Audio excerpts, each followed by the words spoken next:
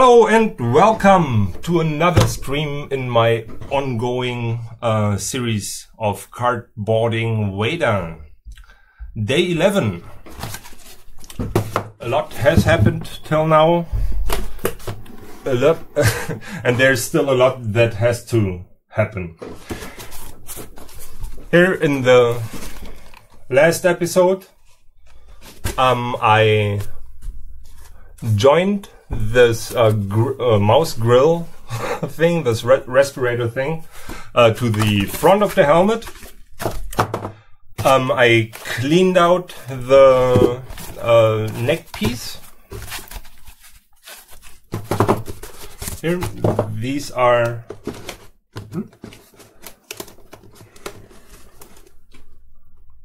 can go on top of each other. I cut away the back of the head. I didn't touch the helmet, and I don't think that I will use the helmet or cut the helmet now. Hello, Samyung. Well, you're a very, very regular guest. That's very nice to see you, or to read from you. Are you building stuff for yourself while watching? Okay, so I will not work on the helmet today. The order for today is to continue working on the upper part of the mask. And I think I will start with it to do this piping that is on the side of the helmet. Here, like this piping here, I will start to build that. For that, I will be able to judge the proportions. Yeah, then what has to be done to here there's still a problem with the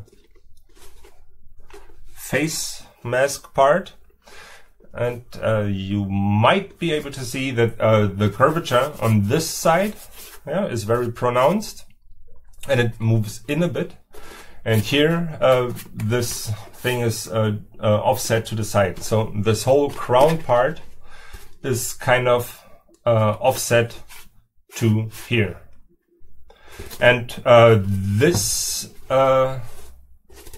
needs to be fixed, and for that I will cut the piece away here, and then I will just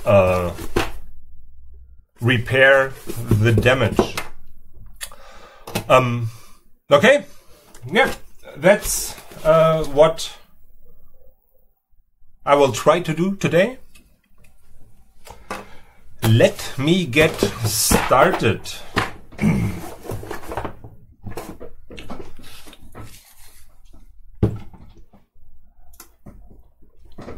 Let me just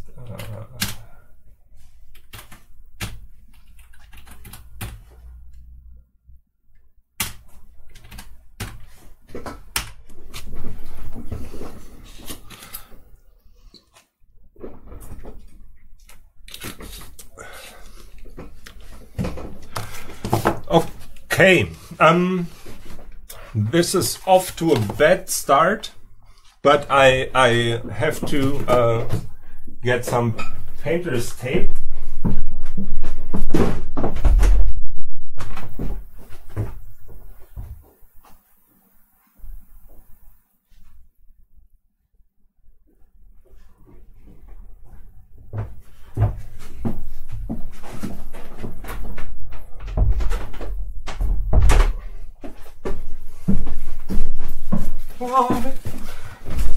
Okay, here I'm back for, I think it is the easiest way to get the dimensions for this rodding on the side. Will probably be the use of masking tape or painter's tape, I will just apply this to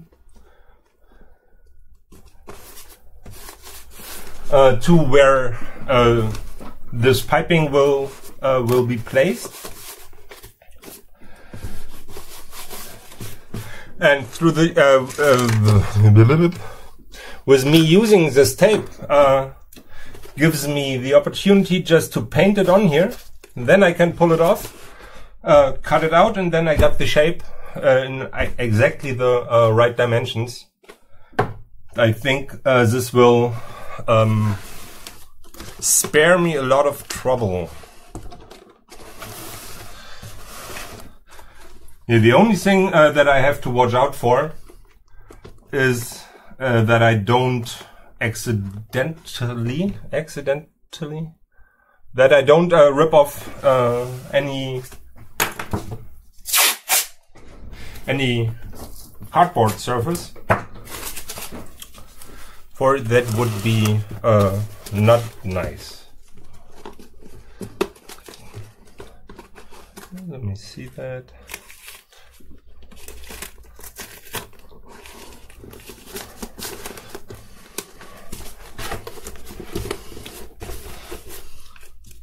Okay, with using this painter's tape here, I especially have to be careful with this front mouse piece, for this is like the final quality, just this front piece here, and yeah, I don't want to harm it.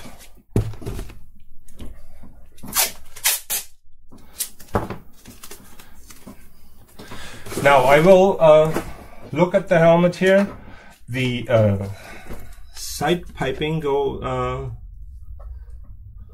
starts inside of the mouse and moves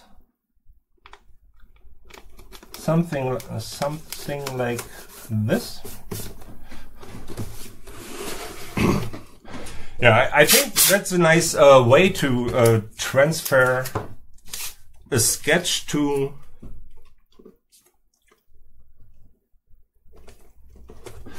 cardboard.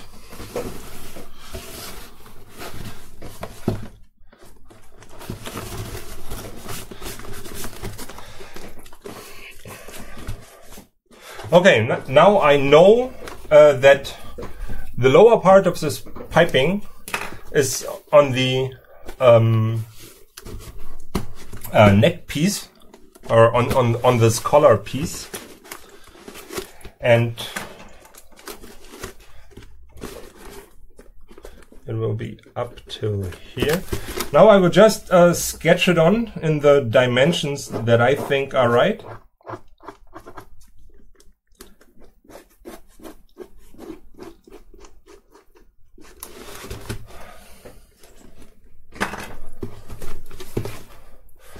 Okay, it's a bit difficult, for I don't want to put any of this tape onto the front part of the mask, but this piping here is actually coming up till here, and then there's this like split off thing where the one part is moving around here and the other part is angled up, and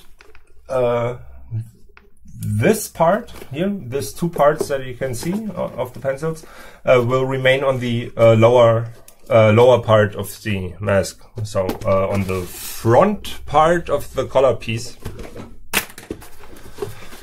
and I will just have to aim to the front here.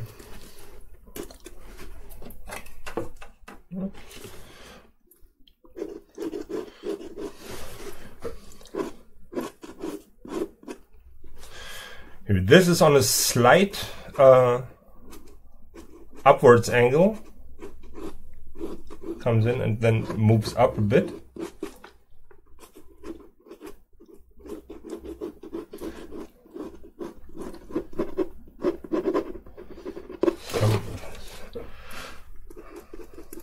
Okay. This is way too thick. So I will try to give it the same width or height.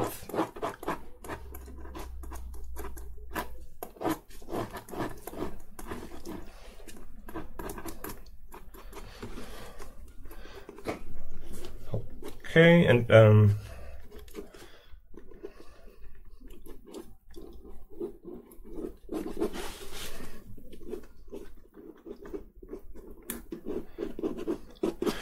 this is like roughly the size that I want it to be, and now just for sketching purposes, I will extend it to the front, but I make sure that it's not touching the lower part. But this way I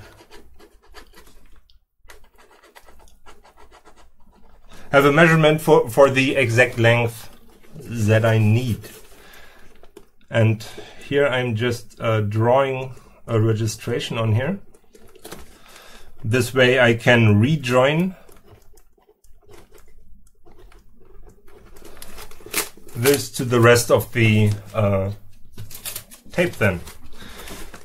Now let me try to peel this off.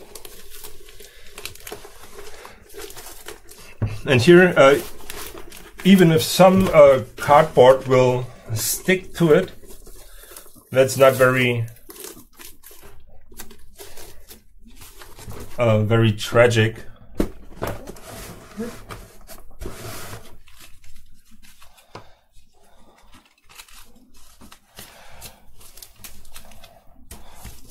Okay, and this way I have a good measurement of these two pieces. This is way too thick, I think, but I will just go with it.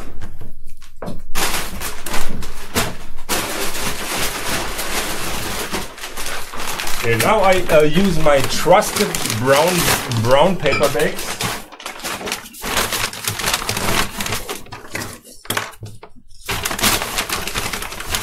For this, and I will use, oh wait, I cut them first, then.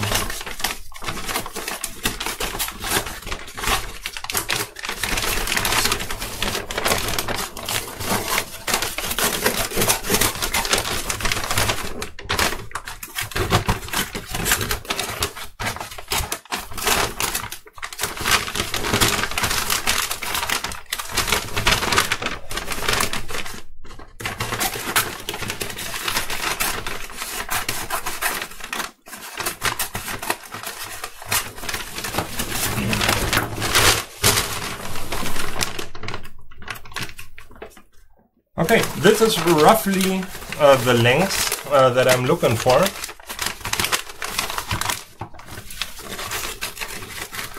Now I will just roll it up, try to form it into a cylinder.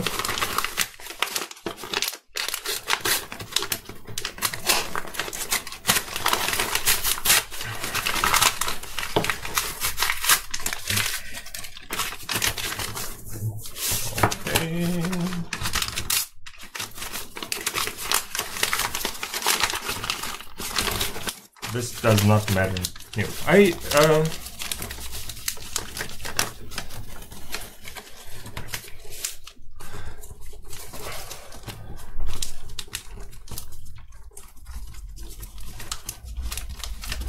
yeah, we'll just start to sculpt the features that I want.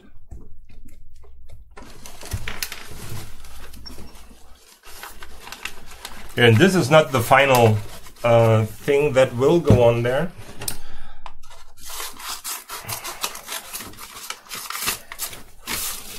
Or this is something like a rough sketch.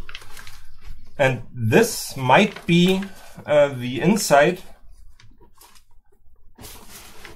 of the tube then. Okay. It is on an upward angle. I need some more glue.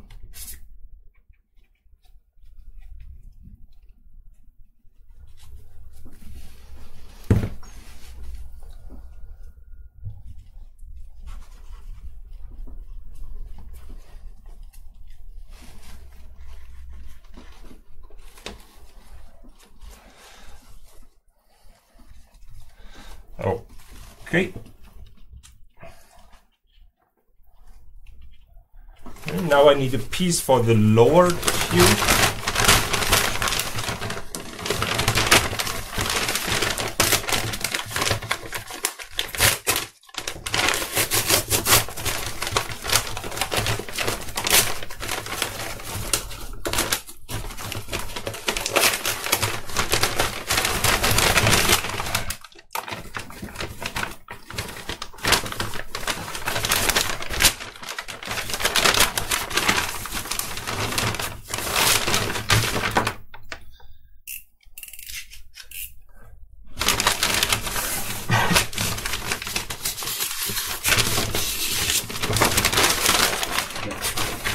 This is a bit longer than I needed.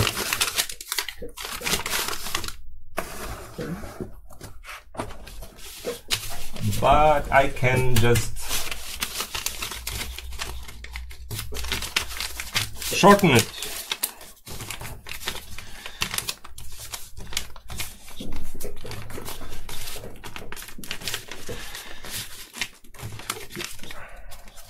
Now the lower part of the tube is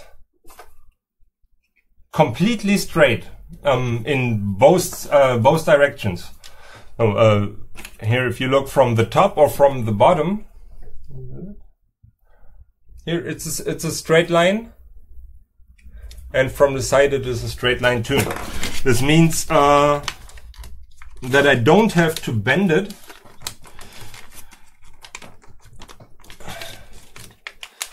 And because of this fact, I'm going to give it a more robust core.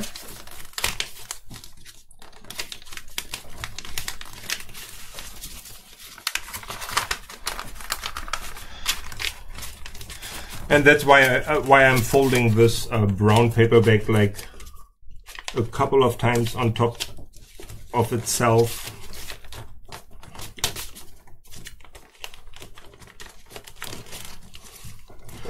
Yeah, right now it starts to feel kind of solid, and to get it as strong as possible, I will add glue every couple of centimeters. And this way, once the glue is dried, it will help with the strength of the whole thing.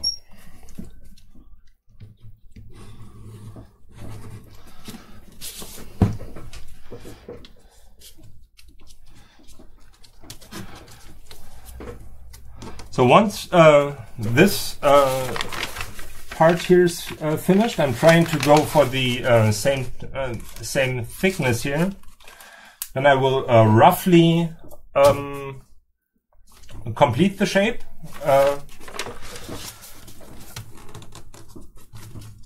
So that it like very closely resembles the final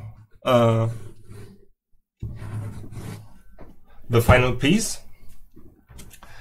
And then I will like temporarily fix it to the helmet to judge on the proportions.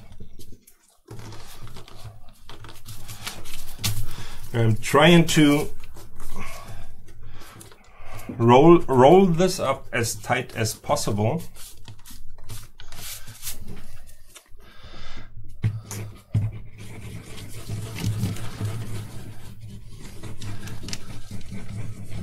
And now for the last couple of centimeters, I'm adding more glue to it.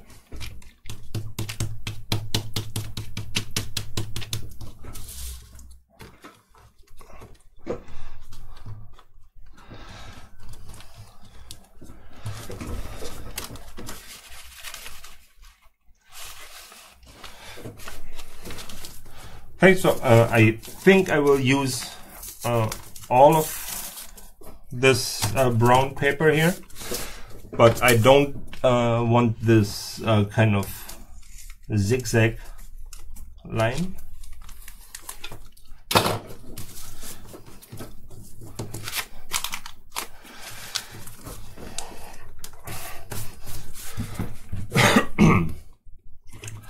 Yeah,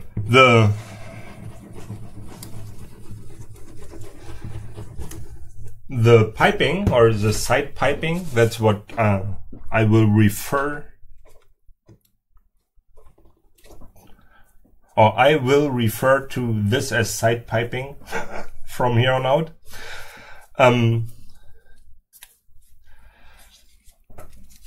Will give me a good indication for here, the side of the helmet here. It's very curved in my version of it, but it has to be straight here. And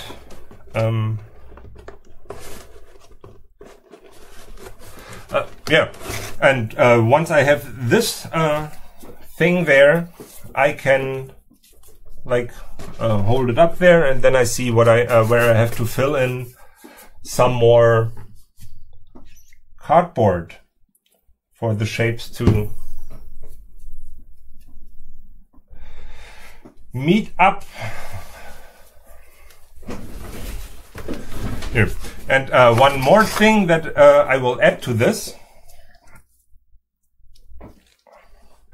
now is just like a rough stand-in geometry kind of thing for this screw that is on the front of the piping. And once everything is in place, there should be a pretty complete picture of what the helmet will look like.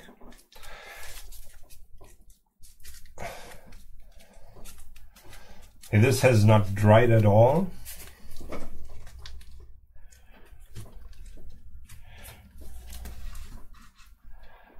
Okay, and here it's really helpful just to have this kind of sketch here that I can reference now.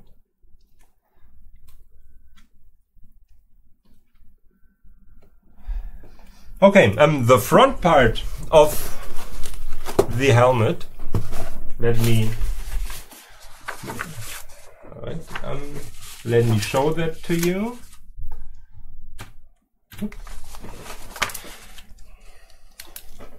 So this is the lower pipe. Here it's continuing to here. I'm just I'm exaggerating it now. Then this is the front stop. Here it moves up. Here this is like joining, and it's not just joining here in the end. It's there's like this letter A kind of thing. And then this is topped off with this screw here. Here this will continue on, and here, and that's what I try to do now, to join these two pieces together. Yeah, I hope it's visible on the screen.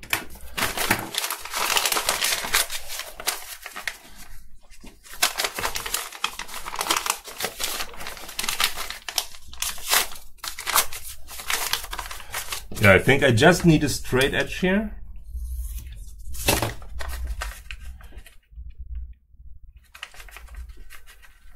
Yeah, and, I will just glue it on top of there.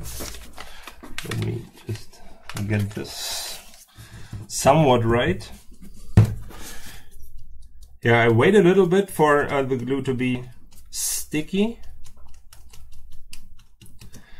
And here in this first step, I just want to join the two pieces.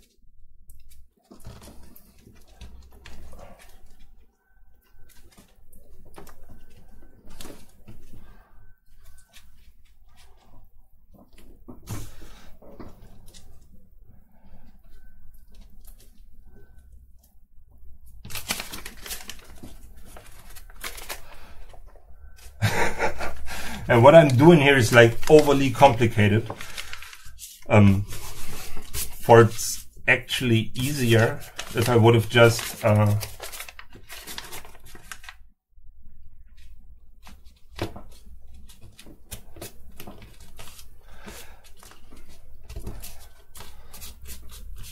if I would have laid down this piece of paper here, just put the glue on and then put these pieces on top.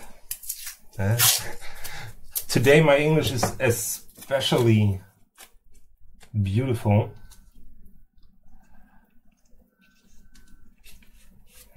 I tried to put these here on, or this painter's tape, so I can return to the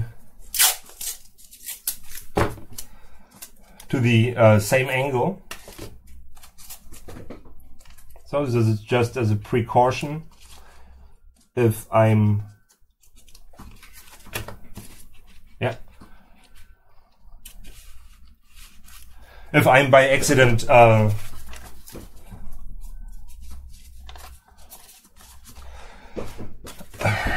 you know what I mean, or I hope you know what I mean.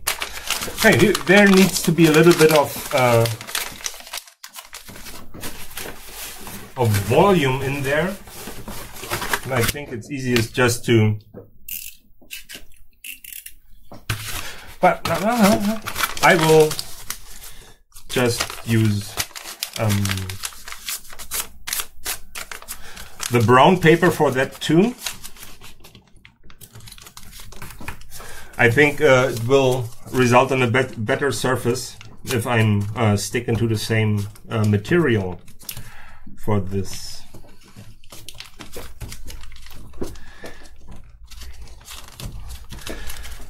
And now for this piece, I will just build a little piece of tube, okay, just like this front tip, and then I will cut it in half, like diagonally, and this way I will have the missing link kind of part.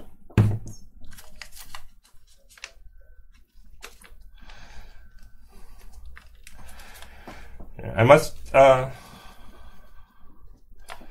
be aware of the fact that dry paper, dry cardboard, wet cardboard and wet paper is difficult to cut. So I try not to drown it in glue.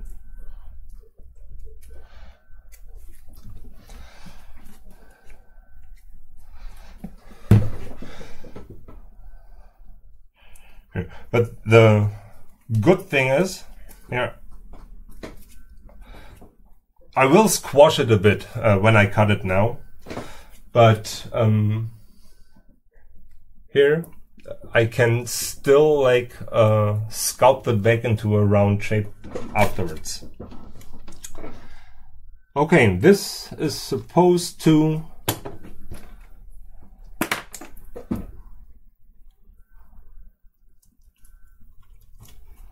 move from there to the front. So this is roughly where I need to cut it,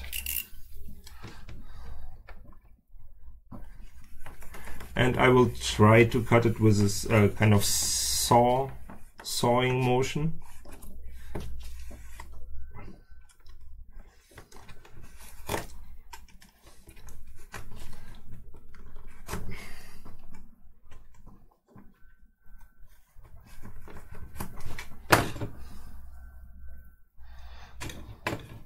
Oh, this is beautiful in there. Here, let me show you.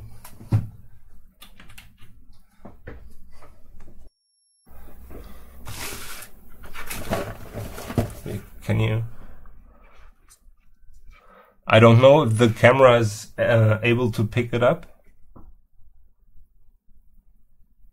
But here, this looks like wood now. This is beautiful.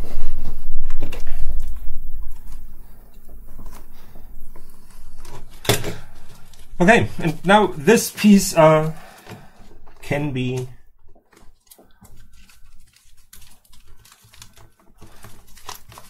used in there, and now I will cover this whole thing up and try to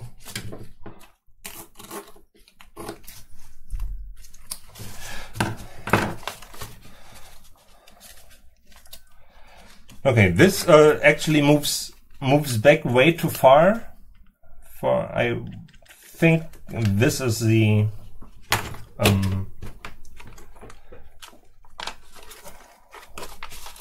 that this is a good length for it. This is too the joint part is moved too far to the back.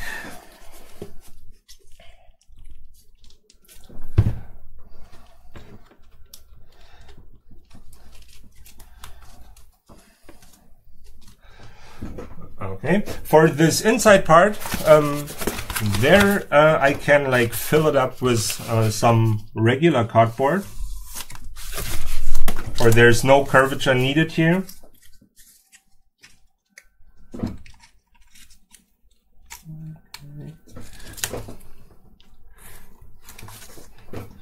Here it's just this triangle shape there.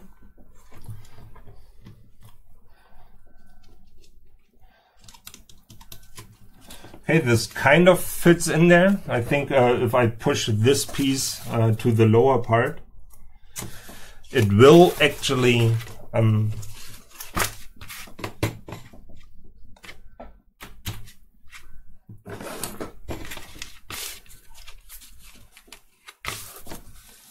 it will fit. Now I'm just cutting a stripe of cardboard. And then I'm here. I know what kind of angle I want, so I can just cut it straight, angled, straight, angled, so on and so forth.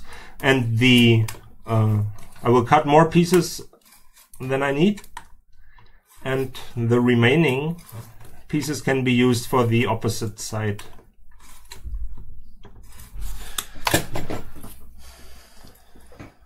Okay, now I will just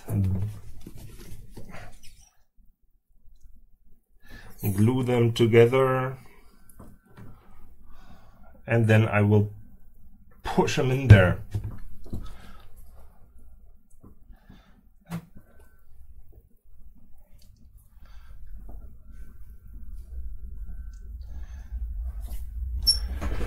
Here, from now on,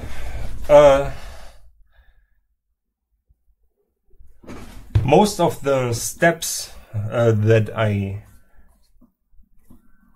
have to do, or most of the steps that are left on this cardboard build, are like very small in scale. So it will be me working on this kind of miniature pieces here. Maybe I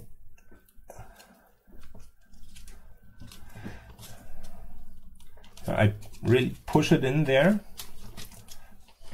Maybe I should use the close-up cam a bit more. Yeah. Tell me what you think.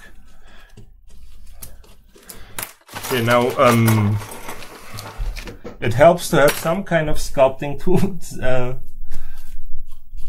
that can help you push stuff in there. Now I will fill this up till it's level with the top.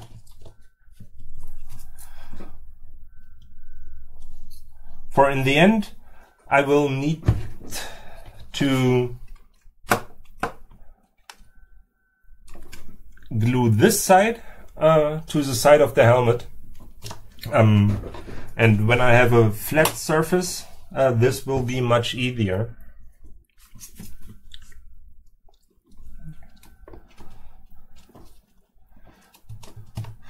Okay, just like one more.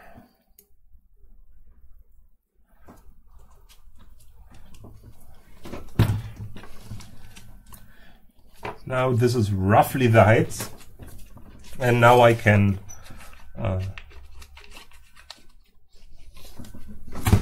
close the wrapping.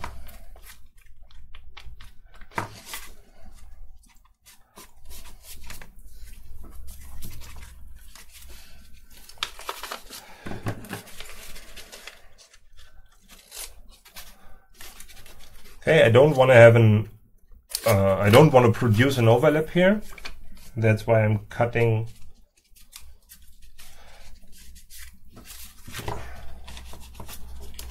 this away.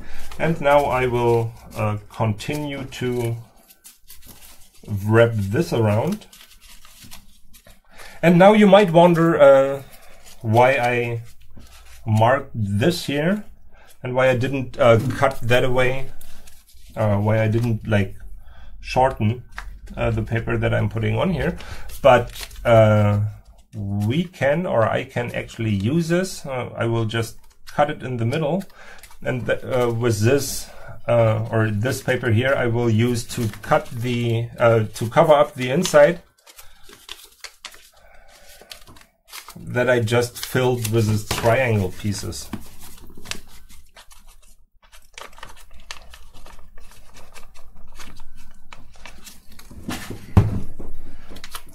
Okay.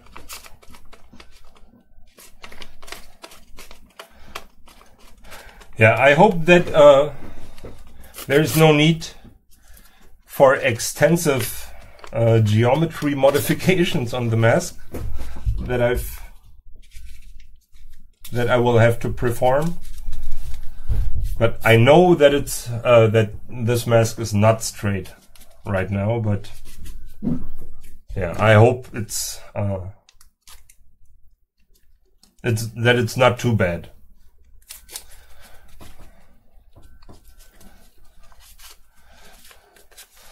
Okay, and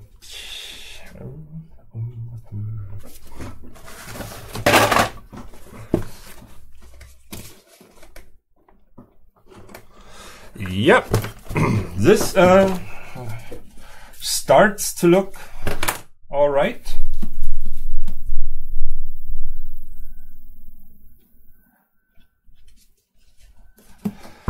And I will cut it on top, or here. This will be the lower part of this structure here. And if I want to hide any kinds of seams in the in the modeling, then I always try to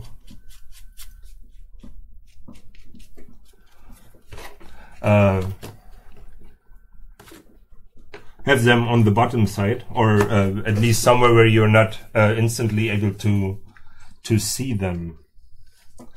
Here, now, as I said, I will use the paper here, or the excess paper,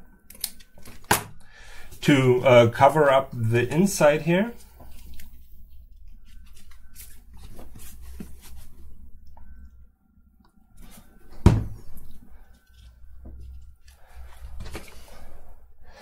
And then the rough shape is nearly finished.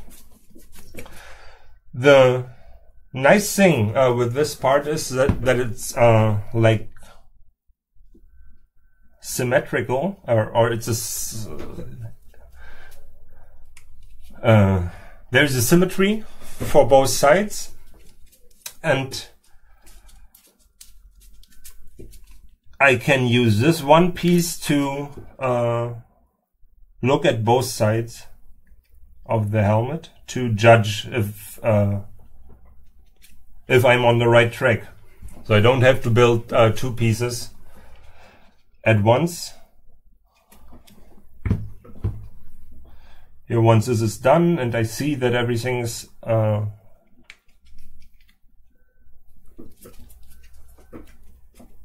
looking the way it's supposed to, then I can just copy this piece here. As you can see, it roughly lines up with what I drew down or what I sketched out before.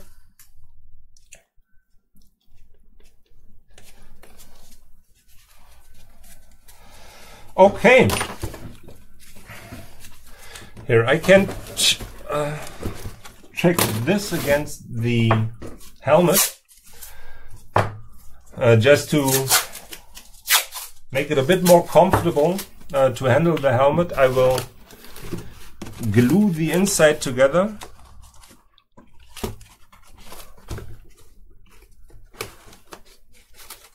Just very lightly, but yeah, this way it's easier to check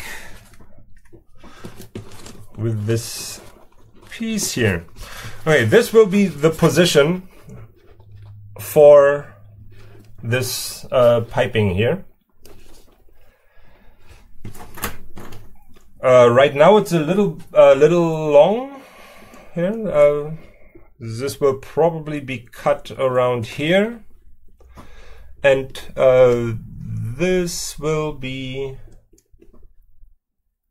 No, it's supposed. No, that's okay. I will even shorten this a bit more, and this will be just cut off at an angle.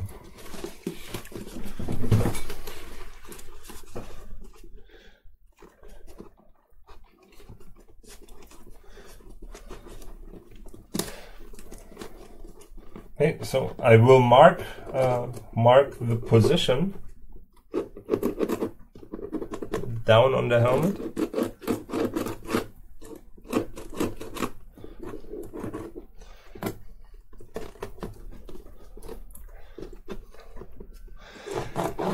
Okay, and the most important part here is that I mark the front position here. Okay.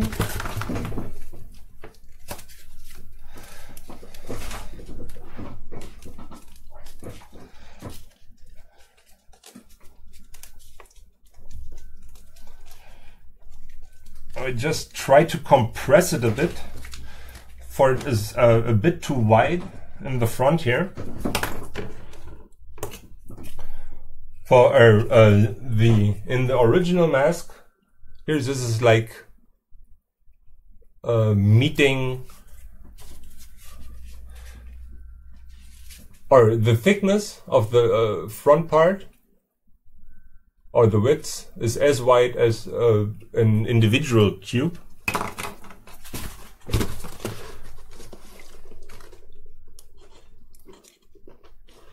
Oops, wrong.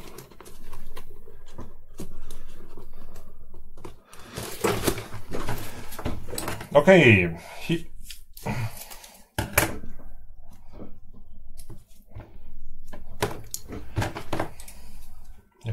I think I will exaggerate the front screws a little bit.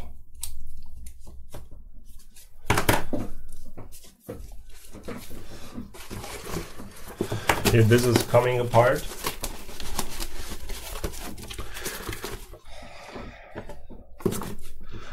Okay, but here, this looks really good. This looks good. to me. Now, and if I shorten this down to this length, then I will have no problem with the curvature of the mask.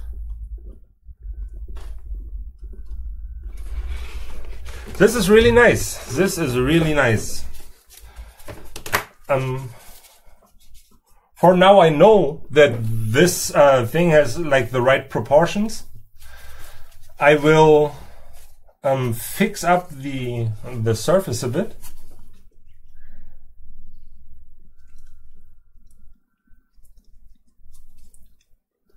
And then I will cut the ends to an angle.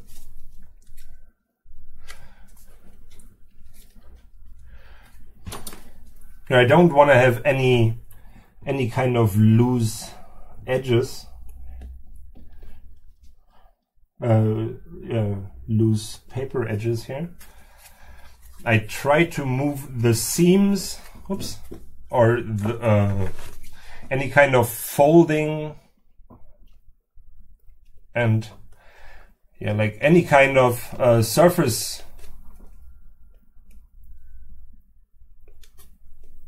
blemishes to the inside.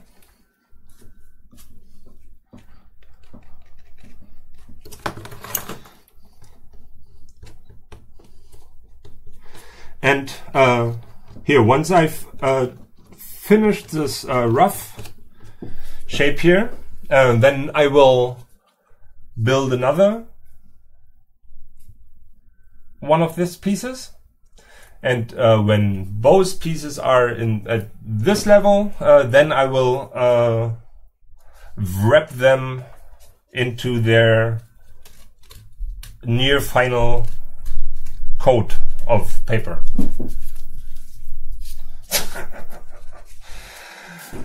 Oh, it really shows that I haven't streamed for 5 days.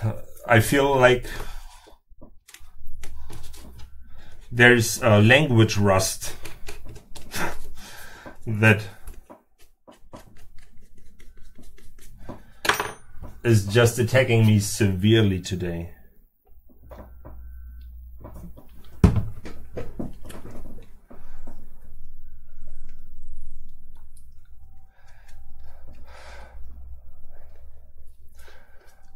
Okay, now what can I do more efficiently for the second part? The first thing is that here the curved part of this tubing, I didn't apply the same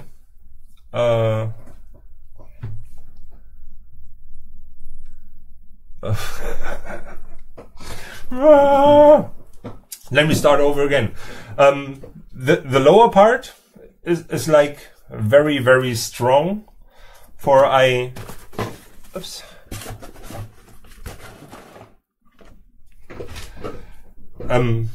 rolled up quite a lot of paper, and for this upper part it was just more of a tube. And once I started to bend it, all this kind of creases and wrinkles and cracks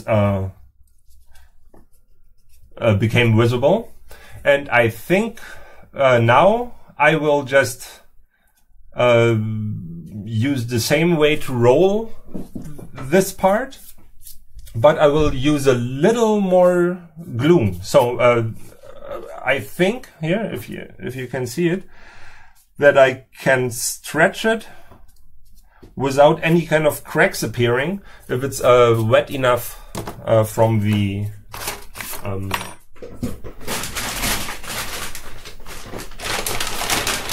glue.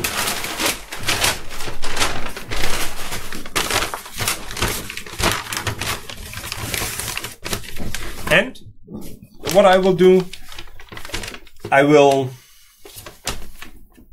have it be a bit longer, so I can just cut this tube and glue it onto there. With this, I save the time to build this like transitional piece, yeah, which you can still see here. And I think it will result in a much better structural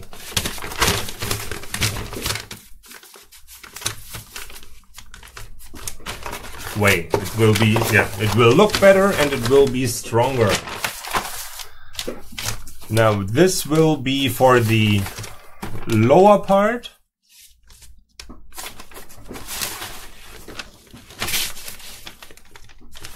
And this will be for the top part.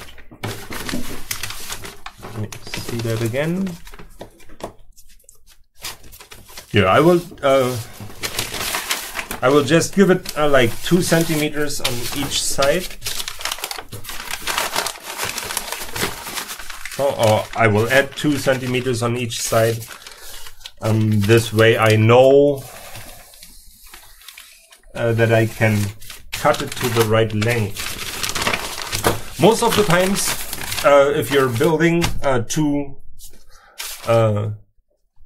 parts that are the same, the second part will always be better than the first, as opposed to the first. For yeah, you gained experience, and if you're always like or you should always make sure to like be very aware of what you can improve, could improve, and should improve.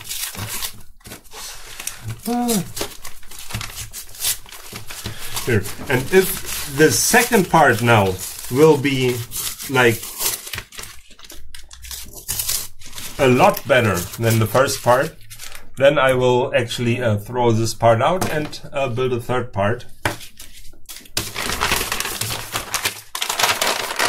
Do you catch my drift?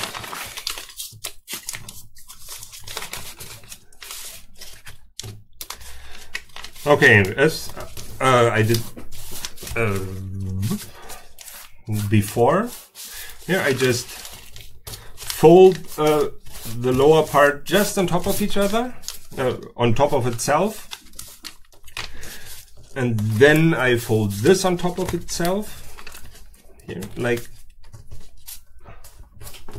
this, and this on top of itself, and this way I have a very massive like core for my tube.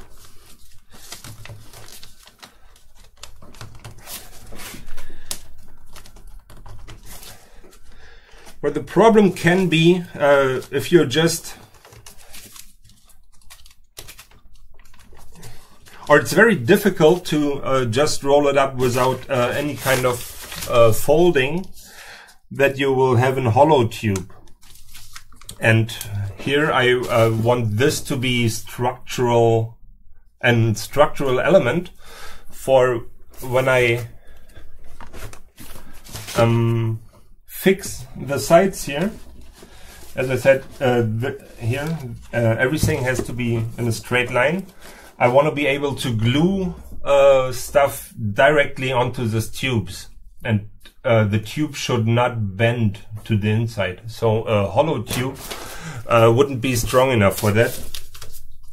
And to build a massive tube, or a very dense tube, for me this was like a technique that helped me achieve that. And the problem, or at first it seemed to be a problem for me, or it was a problem, and now it's not a problem anymore, is that the tube, once you're rolled it all up, does not seem to be very circular. But you have to keep in mind that you can still sculpt it and like press it into the right shape. afterwards. So don't be too discouraged that it will sometimes look a bit squarey, or yeah, if the roundness is not what you hoped for, or you can sculpt that in at the end. Now, as I said, I will use more glue than I did before, and I think this will soften the paper to the point that I can slightly bend it without any kind of creases appearing.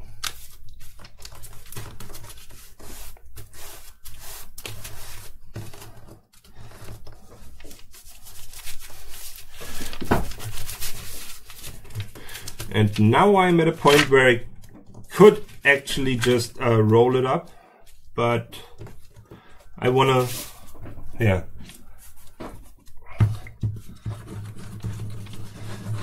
give it more glue, more glue, more glue. And now I don't have to spread out the glue with my fingers, for I'm rolling this very tightly, and just the pressure from me rolling it spreads the glue evenly. Here you can see that the glue is being pressed to the front here. Well, I'm just checking for thickness.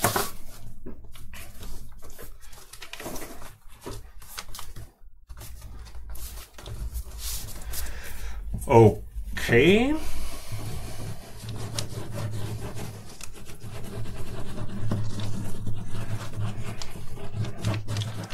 Very nice.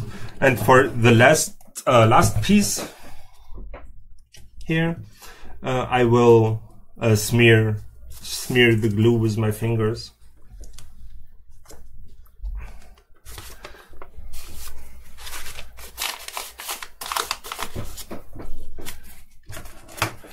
I will give it a straight line in the end, or a straight cut.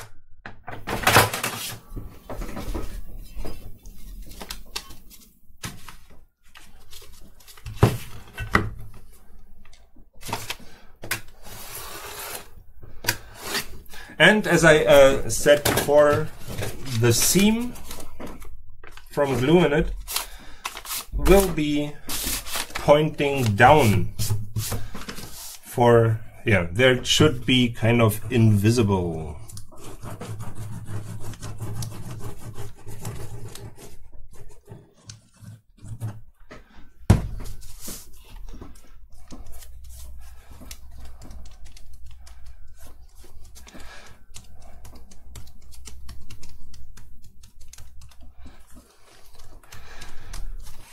Okay, now once this tube or this cylinder here is like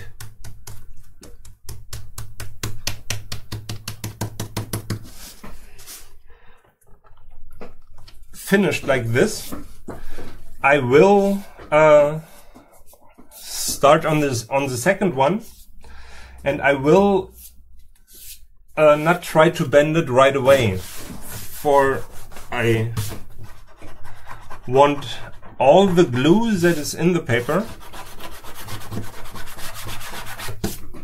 to like spread through all the layers, and in this yeah,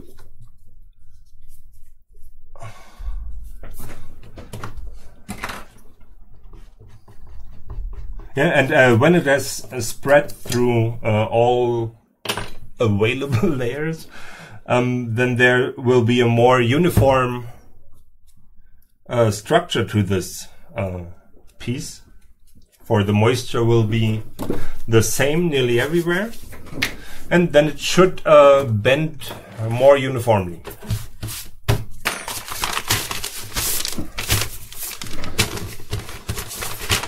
Okay, and here I will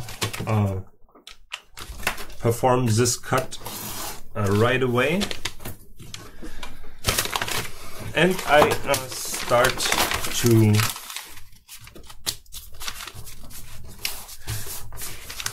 do the same thing again. And now for this tube, I know that it will be used as a straight cylinder, so with no bend in it, and that means I will not use as much glue as before. For I don't want to change the appearance. I will just take what will be there once I'm done rolling it up.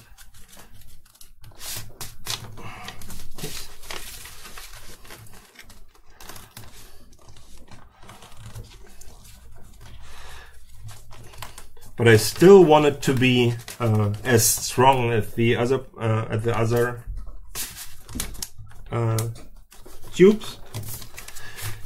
For it should be able to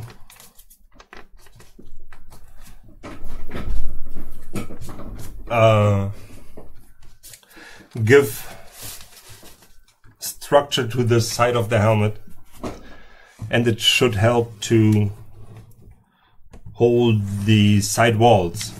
So this is like a structural beam, a bit like an exoskeleton.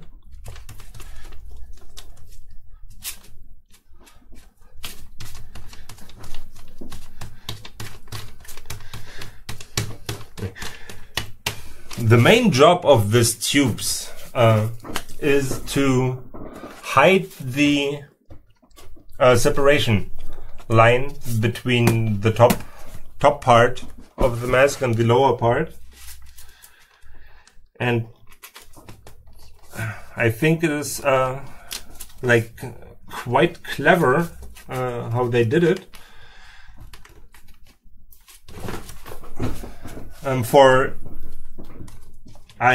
Before I saw the third part, before I saw Return of the Jedi, I was actually wondering, like, how can he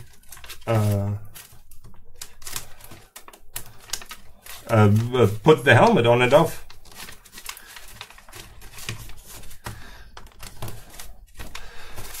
Okay, so I was not very careful with this. And so here I introduce the curvature while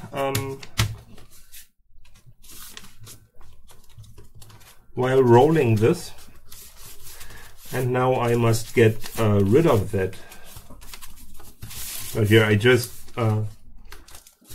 fold in this overlap kind of thing and try to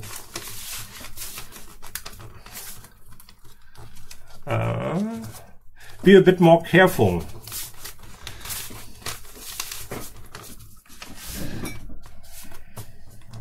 Okay, here I will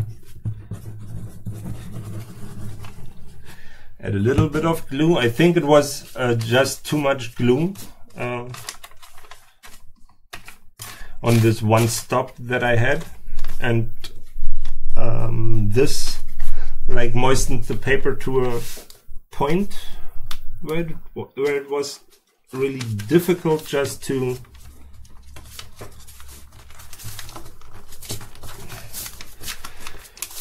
keep rolling it up in a straight line. So now for the last couple of turns, I want glue to be present on every square inch or square centimeter, for it is important to give the structural strength that I'm looking for. Here you can really see that this paper really eats the glue. For here, feels as if the glue nearly dried, but it got all soaked up just in a matter of seconds.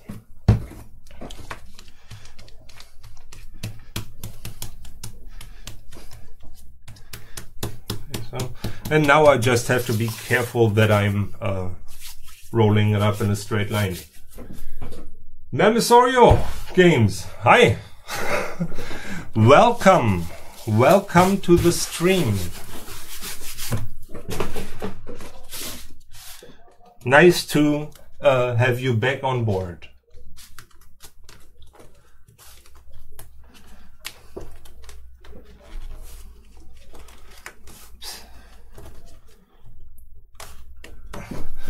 Okay, I must watch out that it's not getting too thick. Maybe I will. Yeah, I think I rolled the first here, the lower roll here a bit tighter. There's nearly the same thickness now. I will just get rid of this here.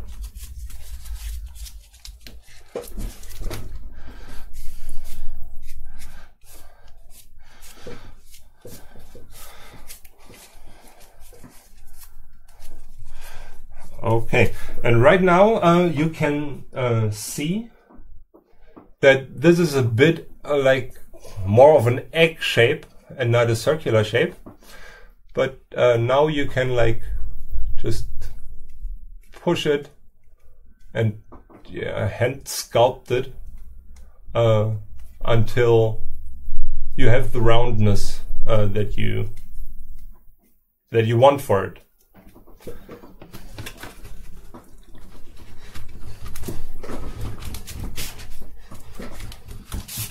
Oops.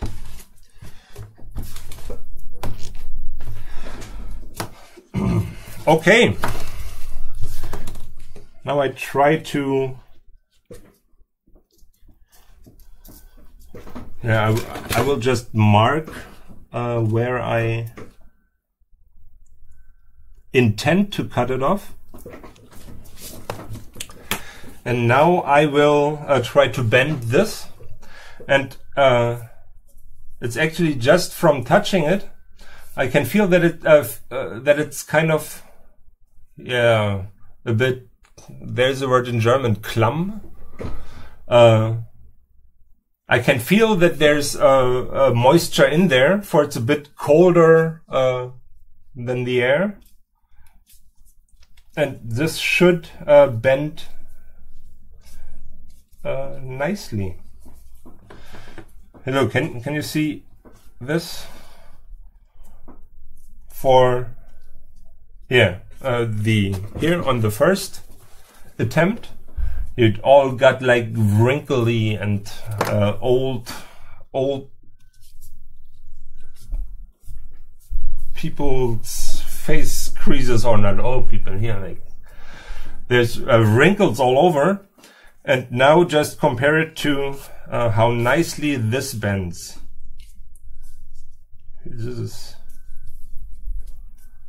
Here there's a little bit of creasing there. Yeah, this is much better. So if you wanna try it for yourself, use the second technique. So just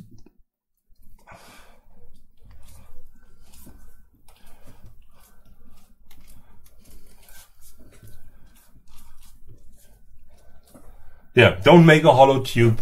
Make a solid tube, or roll up a solid tube and use a little. Don't use glue conservatively.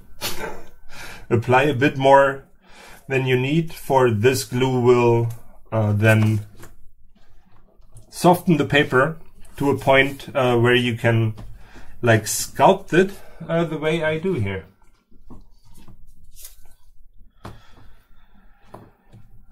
Okay, now this was for the right side, for the left side.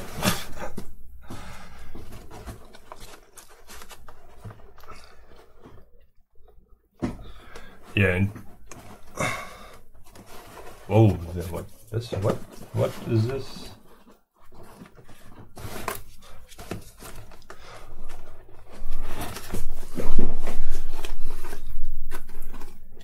Yeah, now it's actually the same. I was just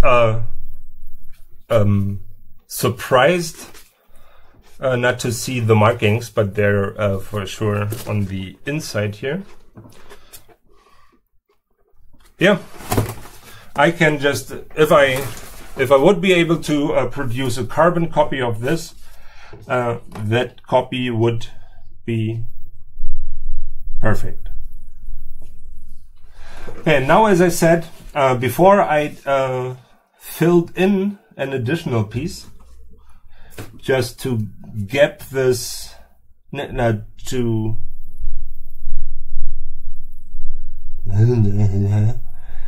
just to be able to join the two tubes together. Here now, for the tube is way longer than before, I can just cut this tube, and in this way I'm saving one step.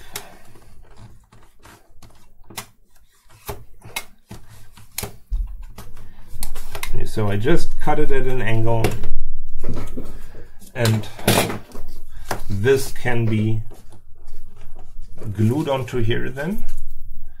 Now I just try to make sure that I have the same curvature.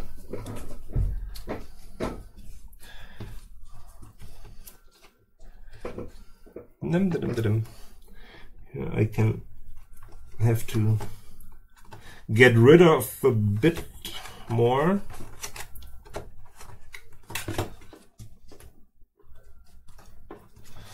This, I think this looks better.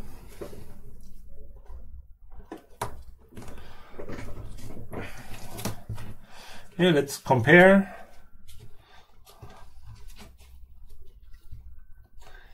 Be somewhere here.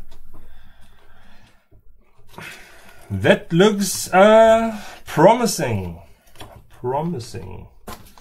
Now I will just mark the intended cut line onto this piece.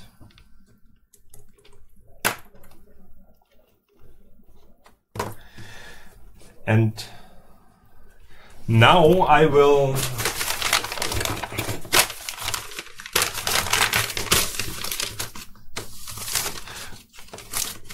just, for now I have this piece to measure against. I can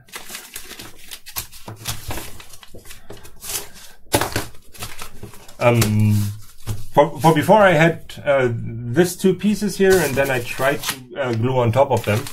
Now I will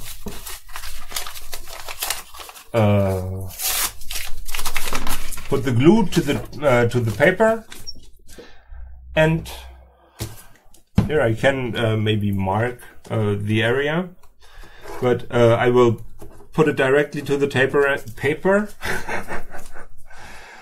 and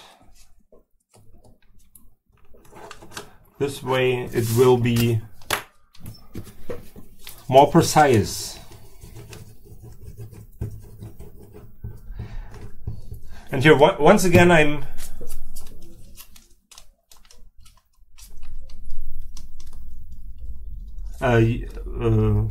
preparing a bigger area or a larger area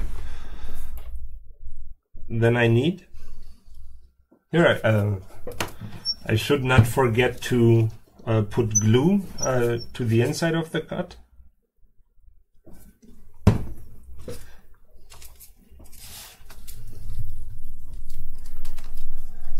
Okay. Here, this kind of joining piece will be. Oh, okay. This is this is way too much paper here. Oh, way too much. But here I will just use it, cut it like this.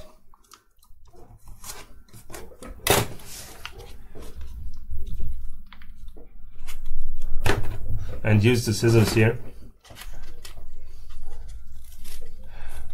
For I can't use this much paper to wrap it around the tubes. I misjudged that.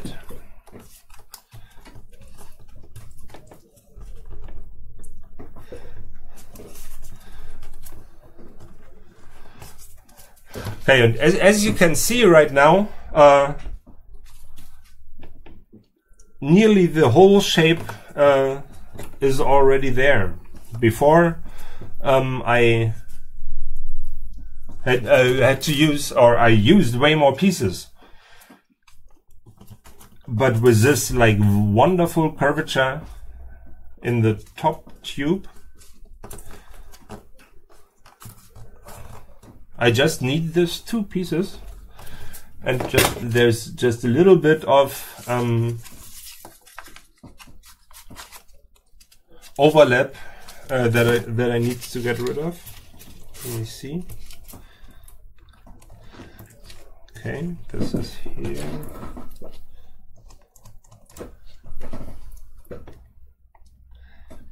And this will be there.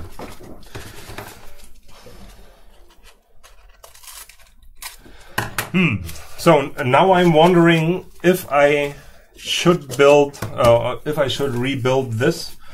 For this side here looks much better. I think first I will try to fix the other side with 1 or 2 additional layers of paper on top, especially of the upper, or on top of the upper tube.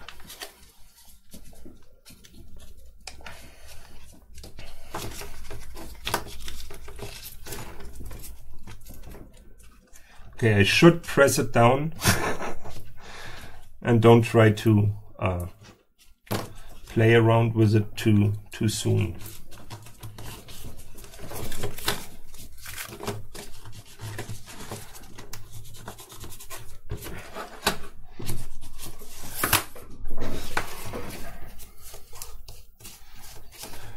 Okay, I mean,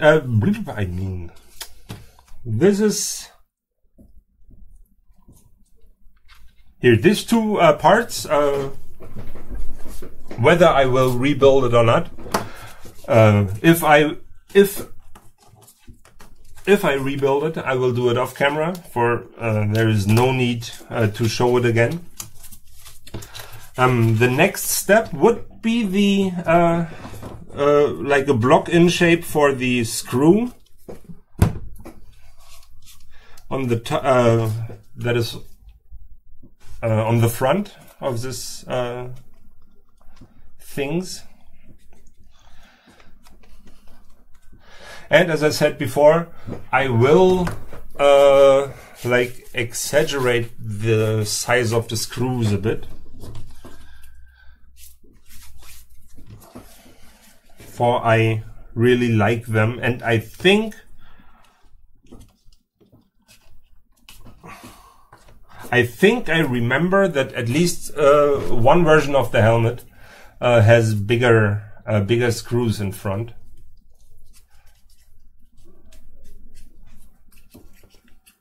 But maybe it's just my visual memory failing me.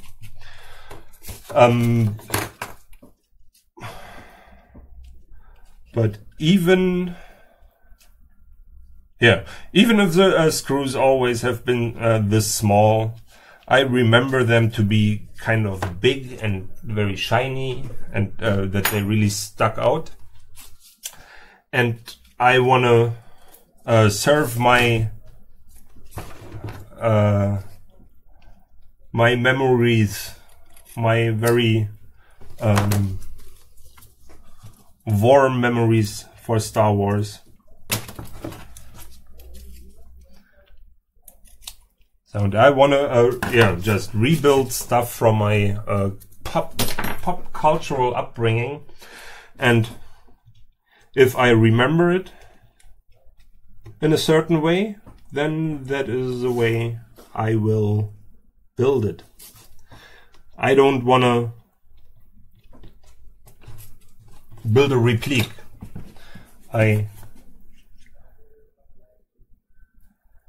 Well, I just want something like a reminder of the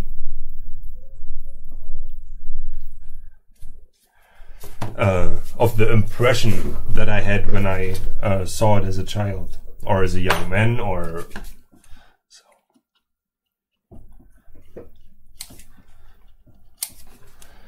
Okay. Here. And for a lot of the things that I build, I tend to build them a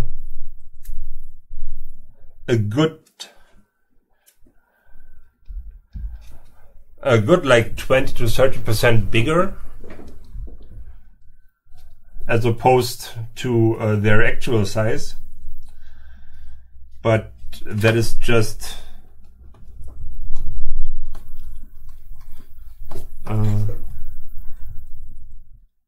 due to the fact that I was very small when I saw some of these movies, and there the stuff, for example, Vader, appeared to be really big on screen, and I was a small child, and sometimes I just want to have this relation, this size relation between me and this character.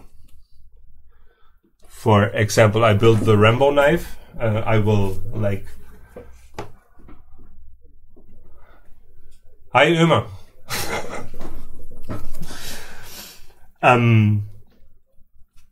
I have built the Rambo knife.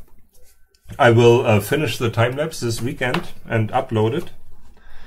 And the Rambo knife is like ridiculously big now. But that was like the impression I had when I was, I don't know, 12 or 13 years old. And at that time, the knife appeared to be nearly the size of my arm. And now it's not like this big, but it's much bigger than the knife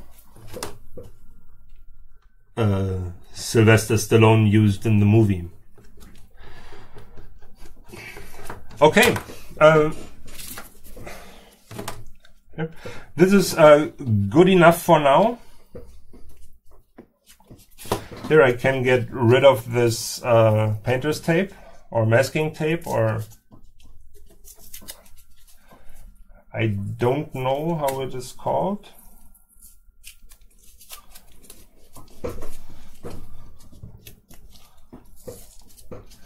Now I will cut both pieces to the same size.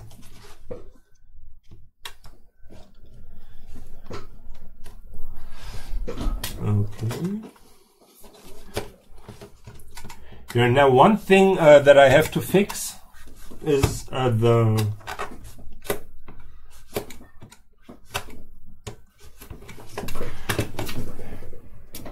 here. If you look at the front now,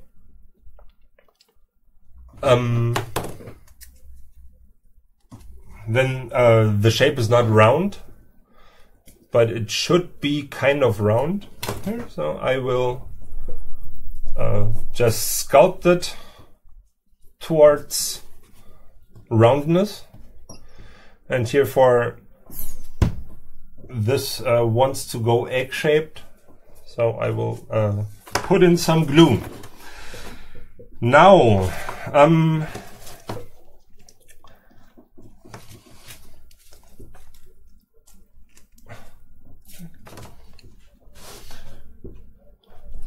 okay, this is good enough for they're on opposite sides of the helmet. Here, maybe I should... Yeah, there's still room for improvement here.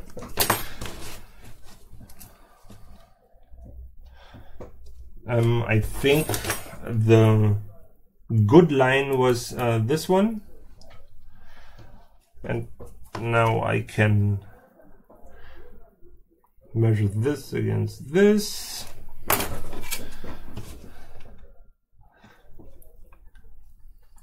Okay, I will give this like an additional centimeter or something like a centimeter, and I will add a centimeter here too, for I want to have an angled cut.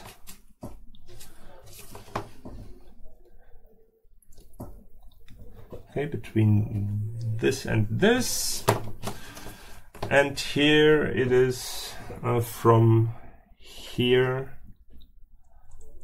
to the end. Okay, this is on the outside. Oops, this is the outside. So I.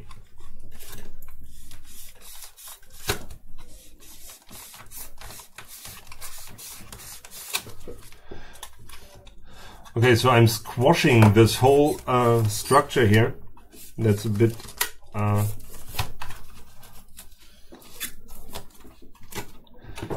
unfortunate.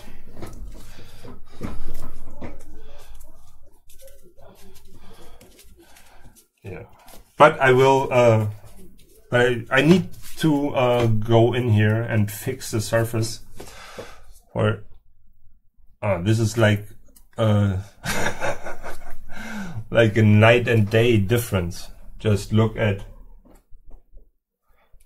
this crumpledy mess, at this wrinkledy mess, and then at this nice smooth surface here. There's yeah, this needs fixing, but I will do that off stream. Okay, here, this way I can, when I cut both at once, I will be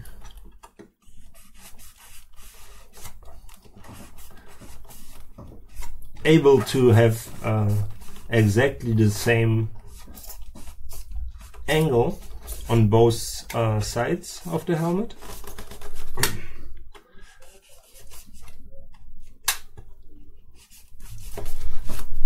Okay,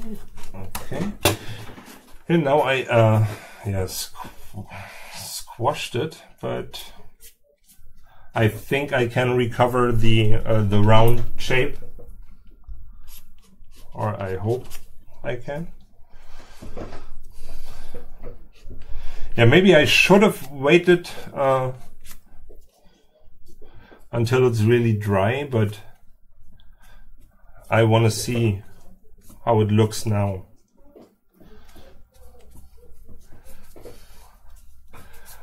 I am impatient.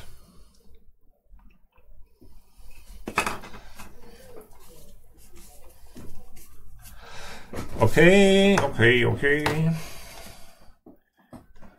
Here I had this taper off, and it is from here. Now I will be a bit more careful here, that I'm not using too much force, or it will look as wrinkly as the other side, and that is not what I want. There. Maybe I can cut it like this. Oh, this actually works really well.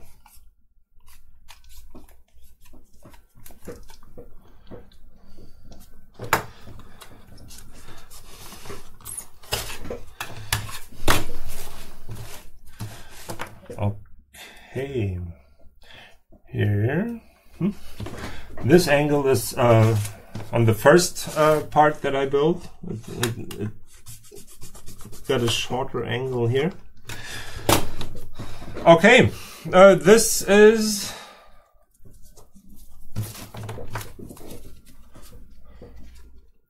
an okay in-between step now. I like it. I will now move on to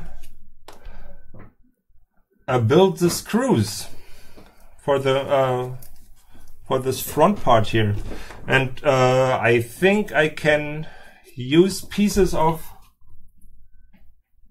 yeah, the old cylinders here. Let me see which ones are the best.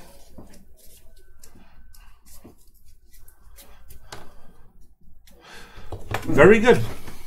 I will just cut them to size. So here I cut one side so I have a clean start. And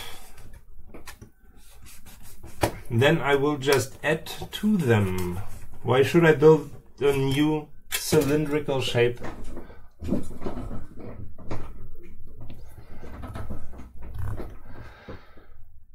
Hello, Ömer. I hope you can hear me. I can read your message. That's a friend of mine from Berlin. And he found my live stream. Bist du gut nach Hause gekommen?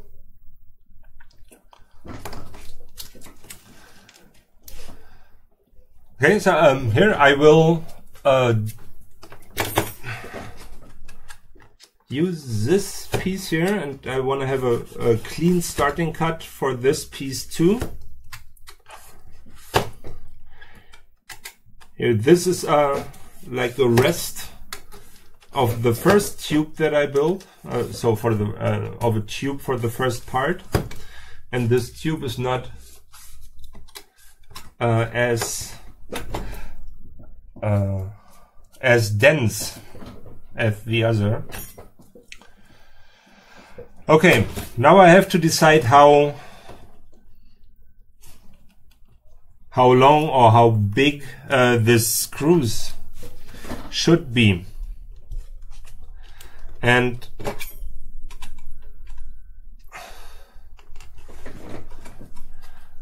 yeah, I think they shouldn't be bigger than this. Okay. And to make them look more screw-like, what the fuck? That sounded stupid. I will just add small pieces of cardboard to the lower side. Oh no! I have a different idea, but I will show you. I don't even know how they look in reality, or in reality, how they look on the helmet. But I think that they were, or the way that I will build them is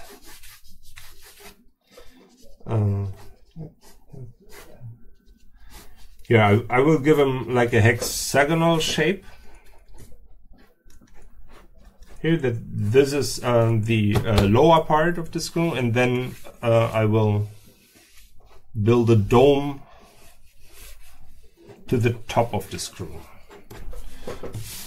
You know, here, this kind of, let me see. Yeah, I think you can read that, or see that it reads on camera. Here, maybe this should be bigger, but that's the kind of screw that I want to build. Now, for this to be possible, I will first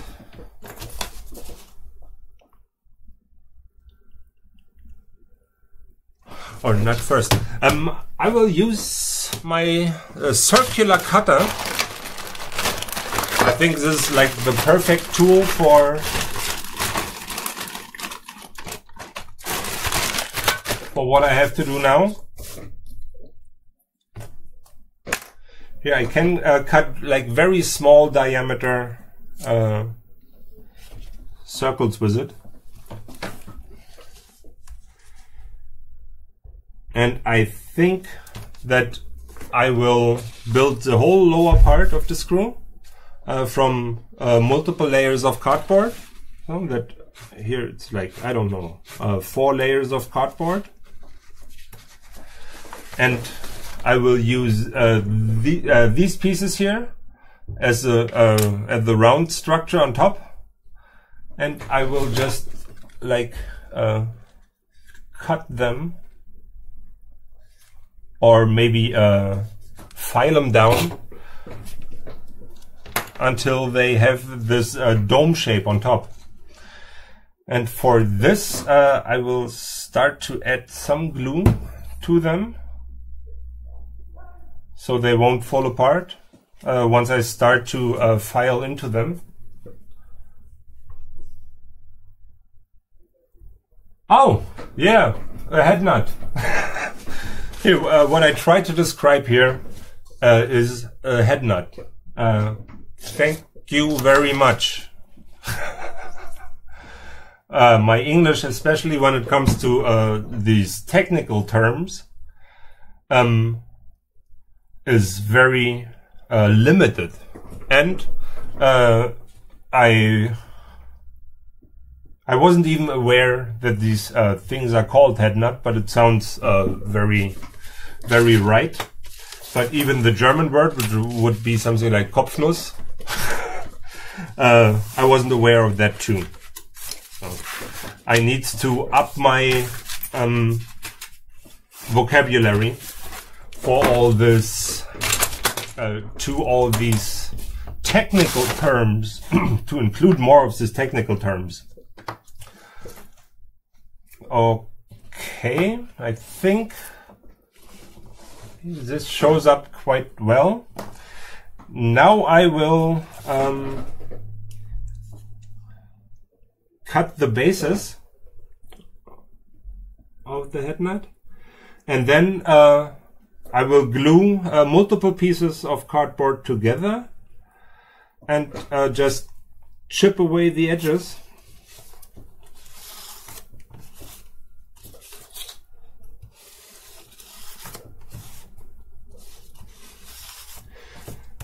Okay, the knife is still very sharp. This helps, especially when I'm cutting this small diameter things. Okay, this has served its purpose. This has served its purpose. I can like get rid of it.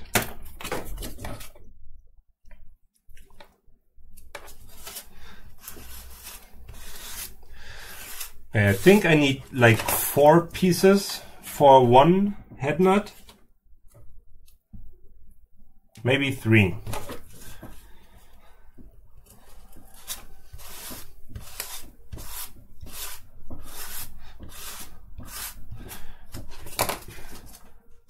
Okay, this was not cut all the way through. The last layer was not actually cut. And oops. These are the bases for the head nuts. I will try to use as little glue as possible. For if I use a lot of glue, it would take a long time for them to dry. And if I would cut the wet cardboard, I would just squash the whole structure.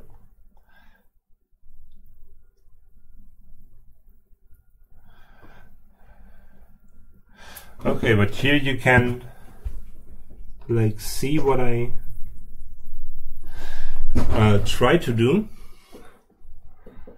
And it's good that I tried it now, for I actually want this to be bigger. Yeah. So I will add a couple of millimeters to the radius or to the diameter. Okay, like I want to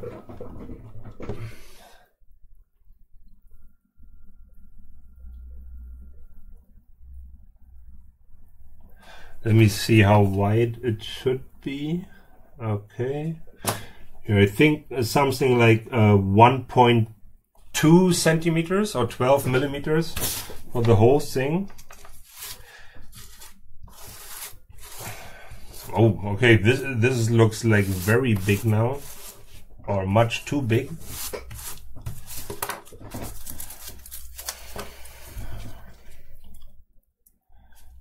Okay, this is too big. It should be in between these two sizes. This is like 7.5 millimeters diameter, and here this is like 12. Oh, I will go for 9. So it would be 4.5 radius. And there it comes in really handy to have this cutting mat with this measurement pattern on there, for I don't need to pull out a ruler or whatever kind of thing I want to use to measure. For just quick measurements, it's perfect to have the structure all over this cutting mat.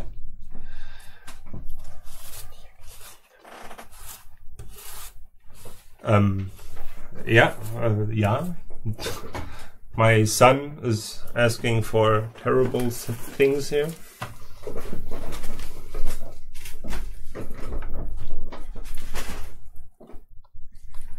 Can you stream the big picture in color? No, right now this top camera is just in black and white. Yeah, the top camera is just in black and white. Maybe I can change some settings, but this would take some time. Maybe if I enlarge it, maybe this helps. Let me know if this is better.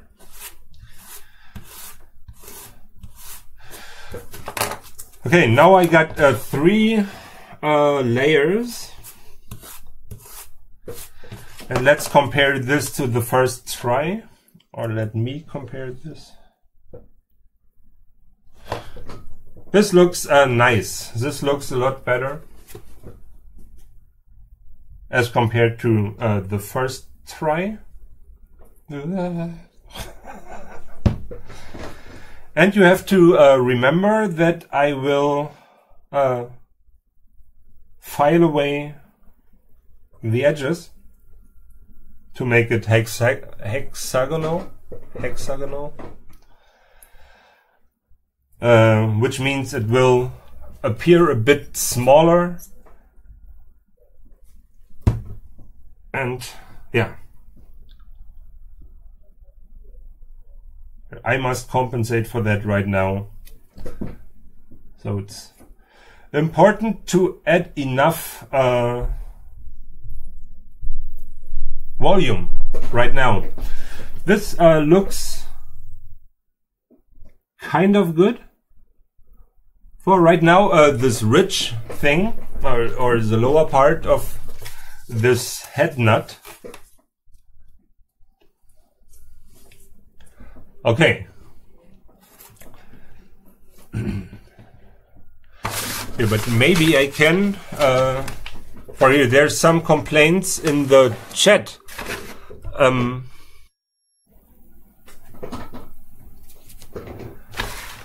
About the size of the picture. Maybe I can use the close-up camera here for some of this work. And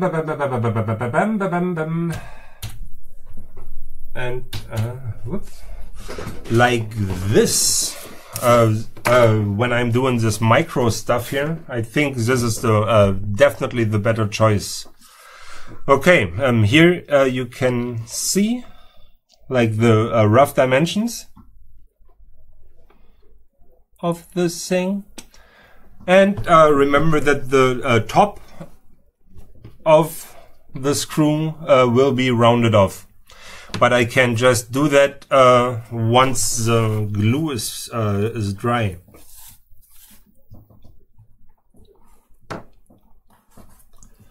Here, is this still on camera? Yeah.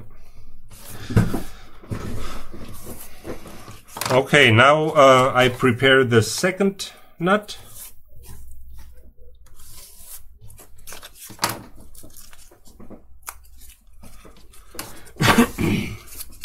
This should be enough cardboard for it.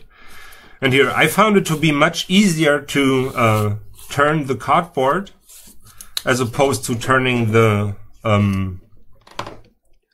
cutter itself. Or somehow the cut seems to be cleaner when you turn this under this thing. Yeah, just my impression.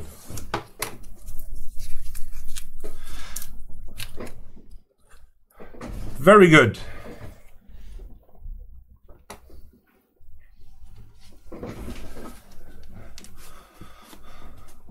Okay, the chat likes the new picture.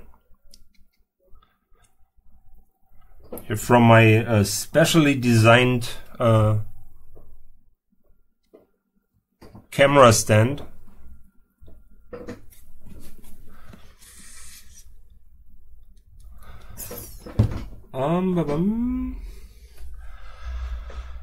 Okay, I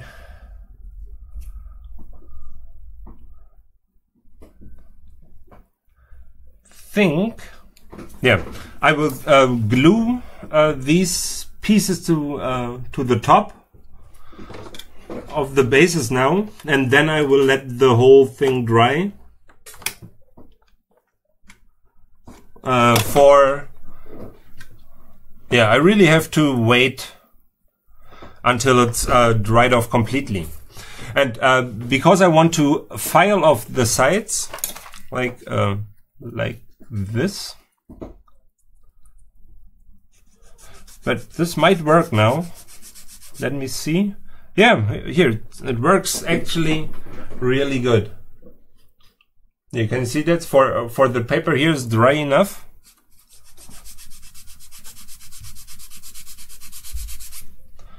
Here, and I just want some flat spots on there.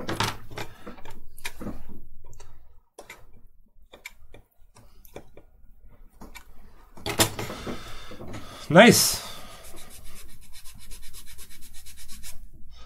Okay, I thought I would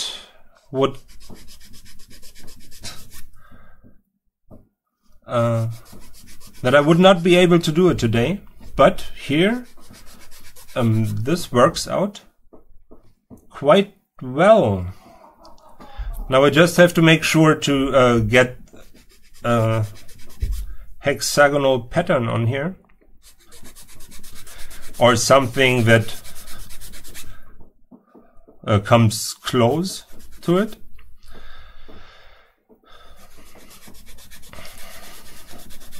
Okay, that's great. Okay, then the base for the head nut is finished, or not.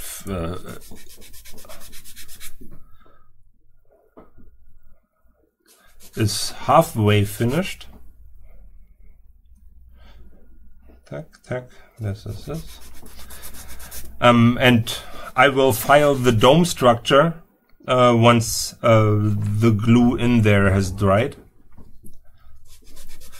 And that should be, I don't know, like in 10 hours. So I might do that off stream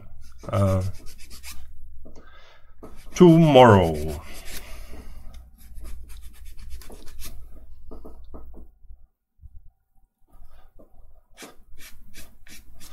Okay, I will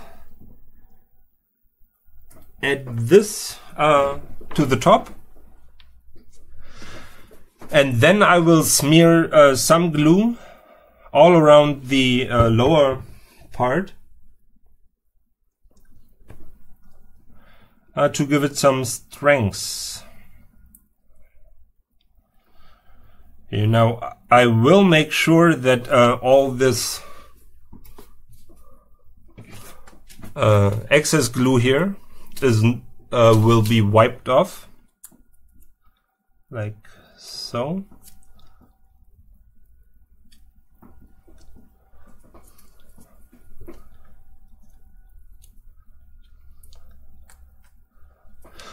Okay, now I will file the second nut.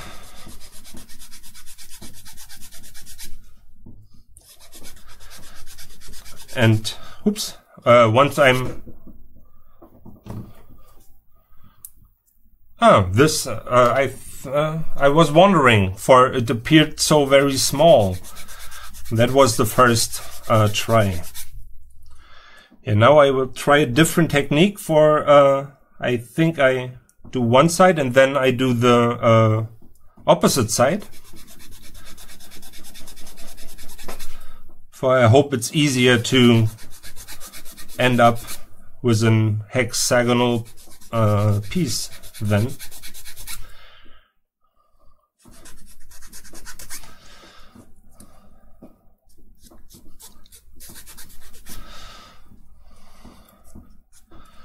Okay, and everything that I can't file in now, I will like finish off the shape once the glue will have dried. For this, when this wood glue is really dry, it's perfect to sand it off.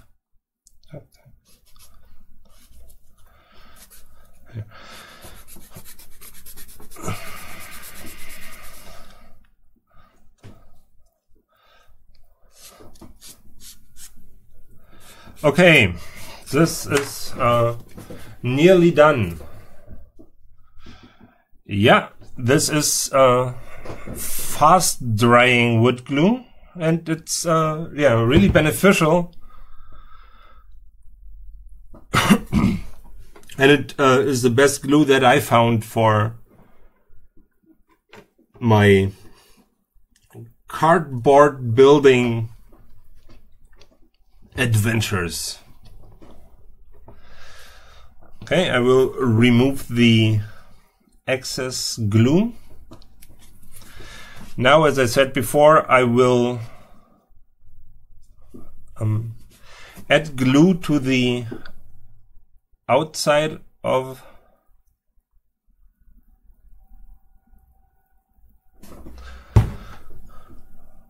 the base, and then once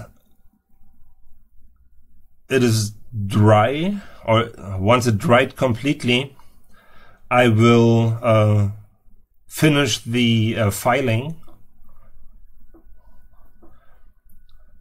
Here you can see that I can really push it into the glue. That I can really push the glue inside the cardboard, and this way it will strengthen the whole structure.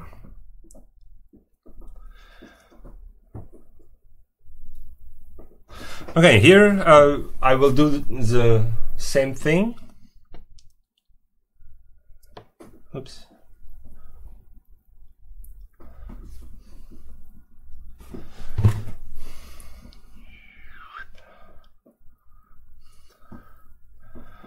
Yeah, and yeah, I try to like really push it in between all the cardboard layers. For the deeper it gets in there, the more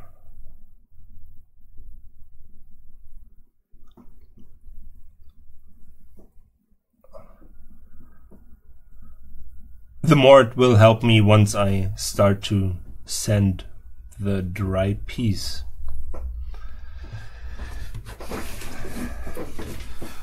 Okay, now here I will just right? Like put it here on onto this brown paper, or this way I can move it.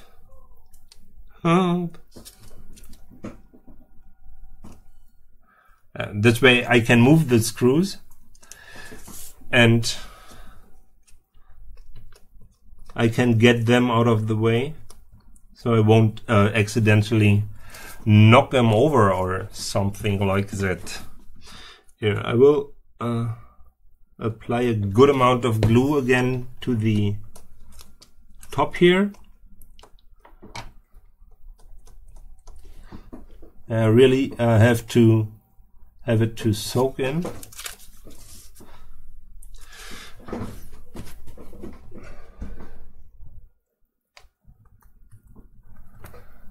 This gives the cardboard more stiffness, right? The glue, on one hand, it softens the cardboard, so I'm able to sculpt it a bit more. And then when I'm done sculpting and it dried completely, then it's much stiffer than before. So in the beginning, it helps me to sculpt it, and in the end, it gives me strength. Okay, I think I will. Oh, it's actually like this. Oh no, I will do one more thing here. For right now, you can see the inside of the cardboard there, but I want this to be covered up completely.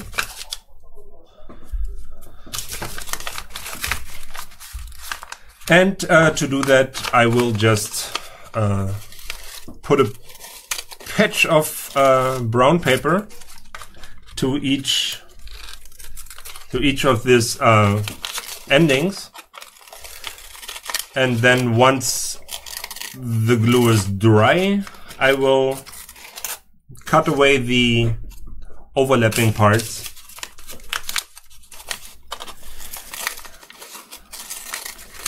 And as I said before, I will fix this crumple stuff here after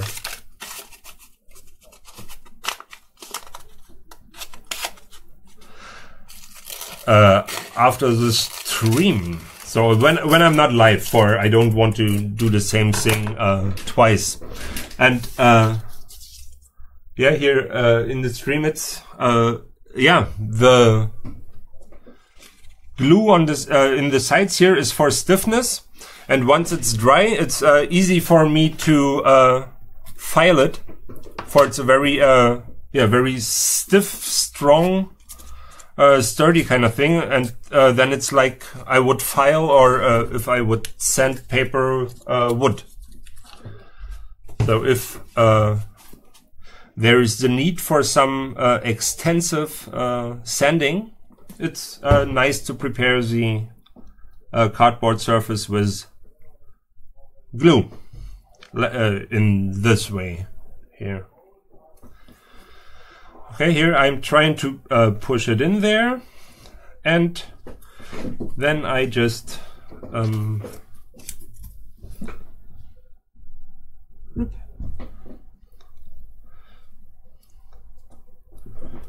push this on there.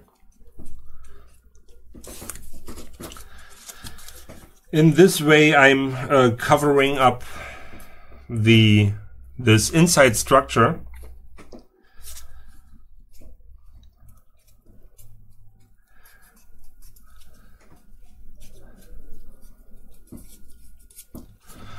Okay, and I will let it dry, and then I will cut around the edges. Here's same on the other side.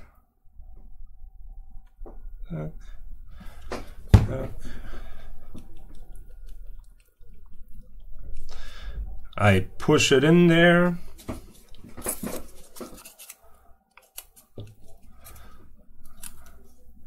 And I glue it shut.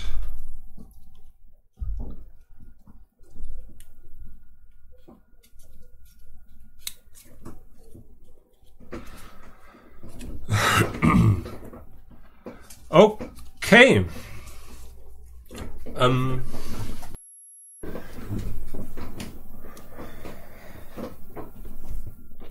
Here, these are the pieces now, and I will remove them from the table, for I think I will,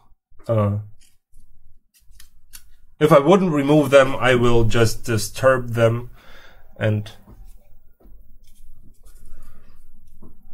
yeah, I will remove them, and I will finish them off later on.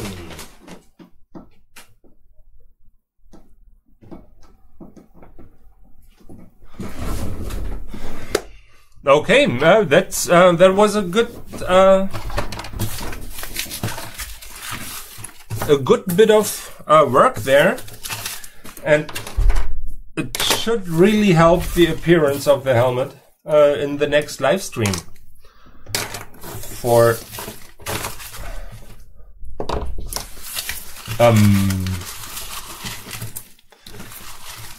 yeah, that was the last of the more important structures, and now I will do stuff that I hate, or that I'm a bit scared of, and that is like I will correct the shape of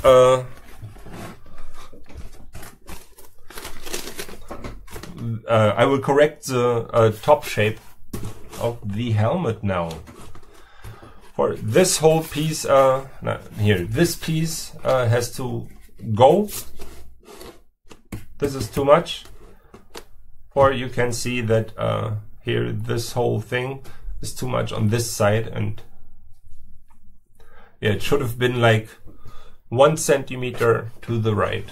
Then it would have looked right. But I was not aware of it when I was working on it. Jeremy?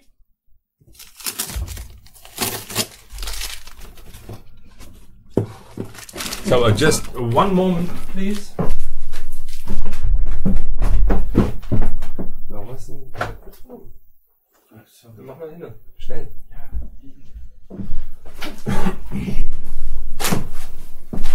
Okay.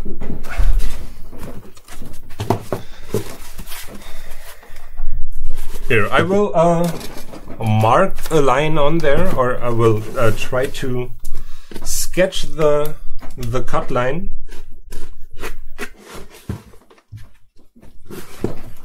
Blättchen drin? Ja.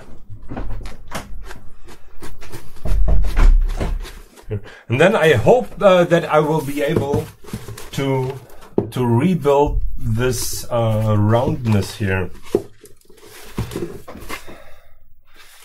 It's a bit sad that I have to get rid of it, but what is more important now is that I watch out and that I don't get rid of too much by accident. Here, can you see this marking here? And I will try to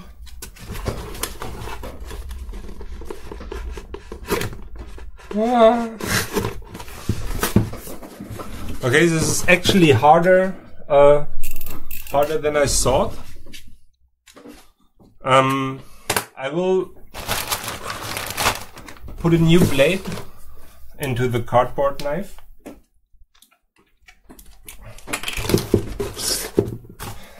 And I hope that this blade will make it easier for me.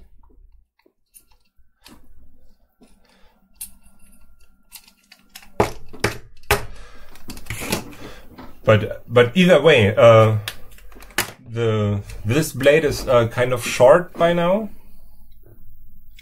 No, not really. It's actually the same size.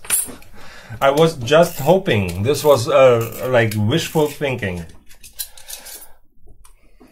Here, I will keep this blade, for it's still good enough for most of the rough work. But just for this purpose here, I think it's best to use a new blade. Oh, can you see the difference here? This is like knife through butter.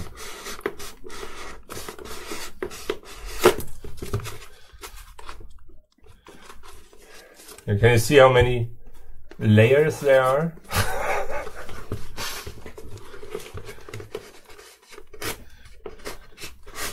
Okay, maybe I can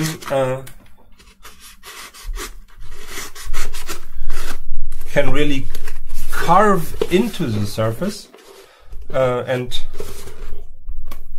carve in the curvature. Let me see.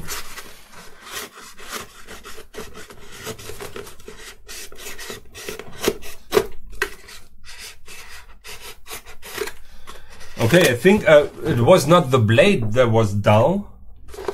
It was just the fact that I used hot glue on the lower structures of this helmet. And hot glue is just like a pain in the ass to cut.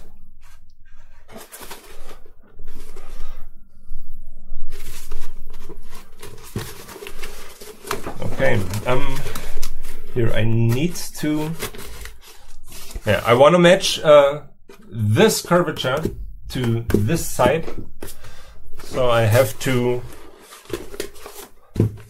get in here.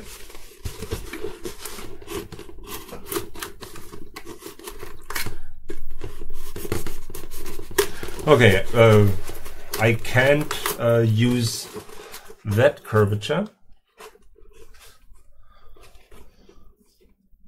I try to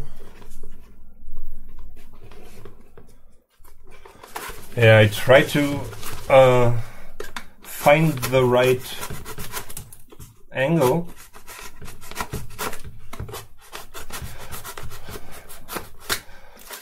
For right now, it's like very easy to overcut. And with overcut, I mean to by accident cutting away way too much. Okay, this is coming out a bit. Okay, I think I will do a step-by-step approach here. For this curvature here is way more pronounced as the curvature here, so I will build up the curvature first, and then I will try to match up the rest of the structure.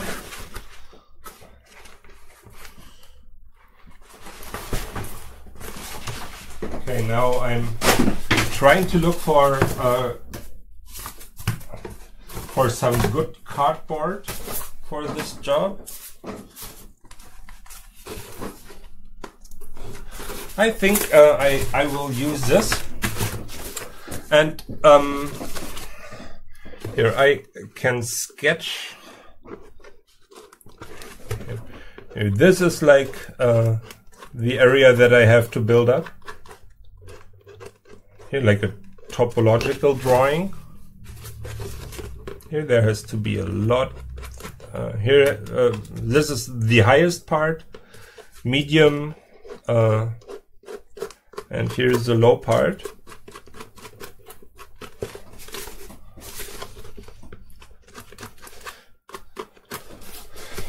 Okay, this way I know how much cardboard I need. And, whoops.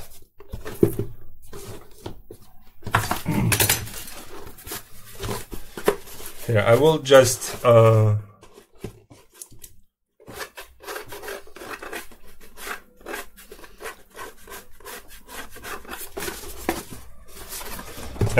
once you can here when I sketch it, when I sketch the shape of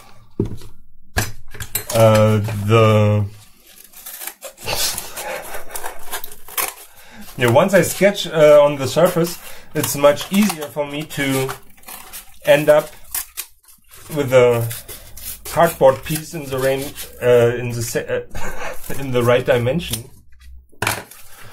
For I can look at the sketch, and I don't just have to watch the surface. For sometimes there's so little detail in the surface that it's hard for me to determine the size of the whole thing, and especially if it's a curved surface here. A lot of times I end up with a piece of cardboard that is too small. Okay, now I want this to go to the side of the head here, and here this is fairly flat from this side, and the only curvature is in this direction. This means I will just pre-bend this cardboard in that direction, in the direction that I need. Here, this is much better. And now to really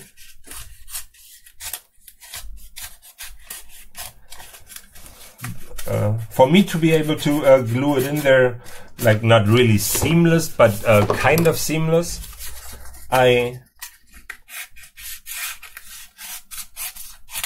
angle off all the sides, and this is what I try to illustrate with this lines here. For out of or on the outside of the third like a circle-like thing, I don't want any wavy cardboard. I really just want the top layer to be present there. And I think I will show this here. For here, when I remove the edges here, you can see all the layers. This is like the bottom layer, mid layer, then it's glued together, then paper, wavy part, paper, wavy part, paper. And I, outside of the third circle, well, say that like 10 times fast. Here. Outside of the third circle, I just want this lowest part of the cardboard to be there, and this helps to like really blend it into the surrounding surface here. And as you can see now here, this is just the top layer of the cardboard. And that is exactly the way that I want it.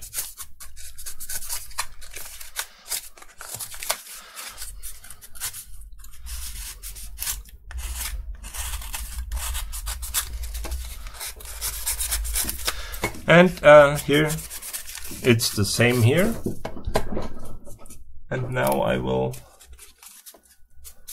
Yeah, this is the lower part, this is the top part. Now I will soak this in glue.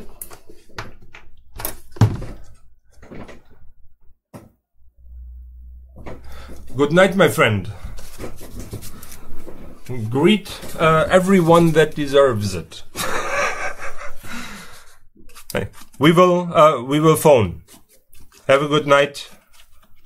Bye bye.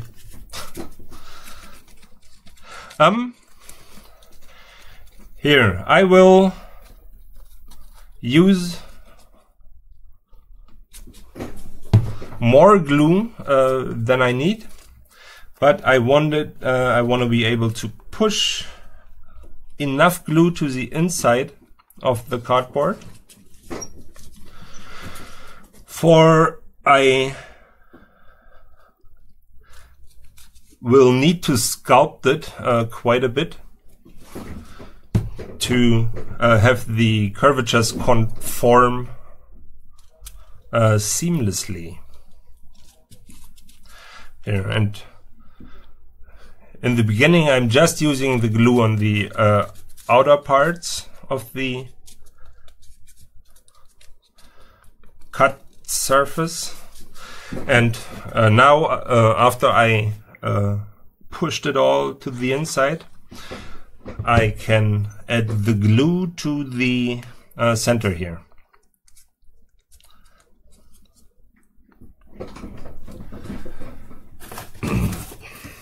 Okay, this will pre-dry now.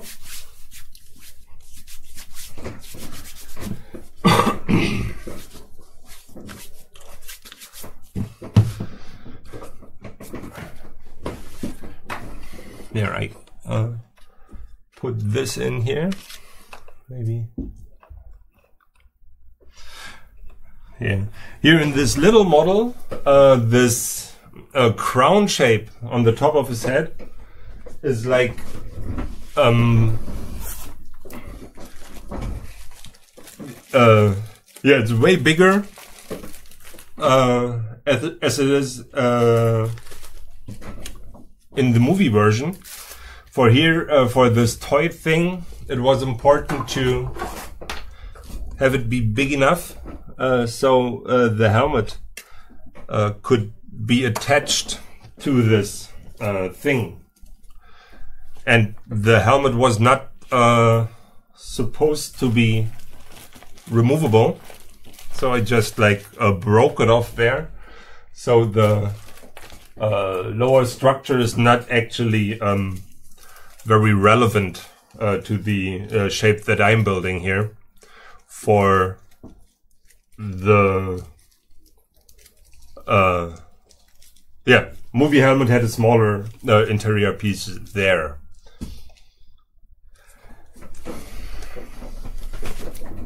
Okay, so maybe I can use this cam to attach this piece here. Yeah. See that?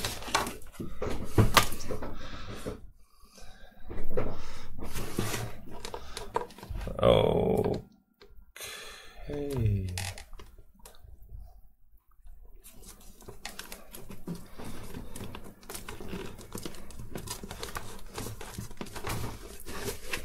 Okay, I should have waited a bit longer, but I think it's okay.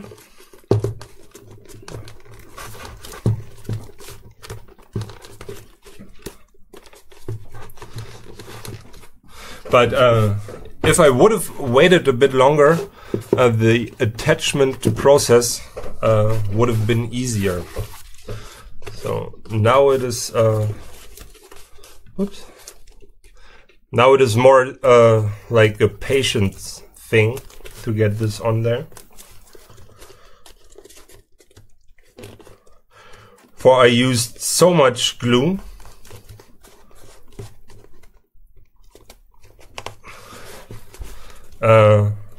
or I used more glue than the cardboard can absorb right now. That's why it won't stick. Now, where's my sculpting tool?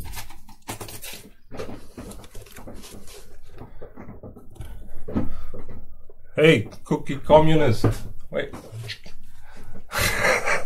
Late night with mud brains. Yeah, on a Friday night, and I'm doing a live stream. How are you? Welcome, Cookie Communist. Late night with mud brains is what he wrote in the chat. Cookie Communist 666 is a very regular guest on this wonderful live stream here.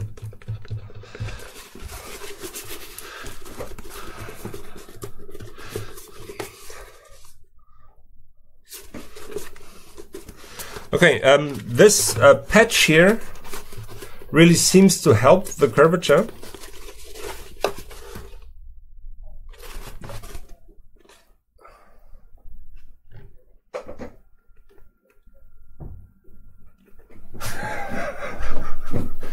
Nah. I don't think that eating and drinking will really shorten the lifespan. For if you enjoyed eating and drinking, then it will actually extend your lifetime. And that's what I'm very sure of, or sure about. Okay, this was really just I applied this piece too early. I should have waited for like 5 minutes or 5 to 10 minutes longer, and the whole application process would have been much easier. I mean, it doesn't make a difference, for in the end it will stick. But I could have started to do other stuff. And yeah, this is just... yeah, this does not need to be this painful or this time consuming.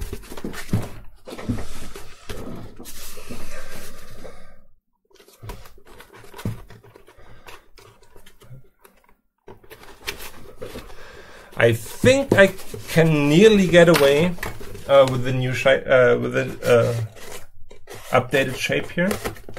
I will move this to the back a bit more.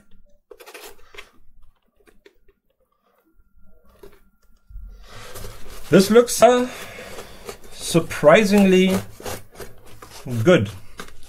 I feared that it would be much harder to fix. The whole offset crown situation. That's cool, because I'm live now for, what is it, 2.5 hours. And I will stop at the 3-hour mark, and it seems as if I would have been able, or will have been able. Huh?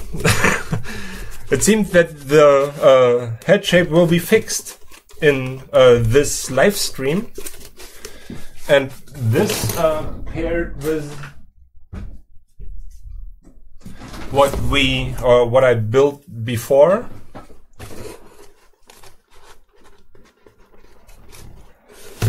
Oops.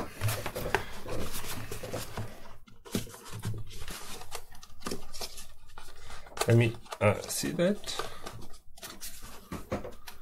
I mean, that's a huge step today. You know, with this, with these things attached, a bit. Very good, very, very good for once this problem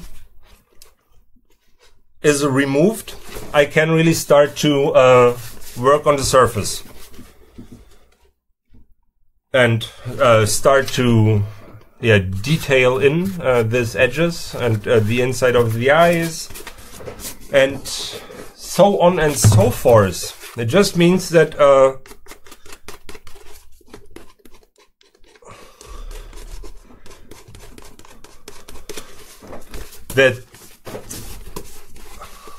there will be some more noticeable changes, or that noticeable changes will arrive earlier, or that I can start working on them. For here, I don't really know how much of this stuff really shows on camera when I'm working on symmetry, or when I'm trying to fix the symmetry in the model. For I have to like tumble it a lot in front of my eyes, like turning it and looking from all kinds of angles, and I don't know if it shows up in the stream that it is really necessary. So this means you're just seeing me working on some stuff that does not really make a huge visual difference.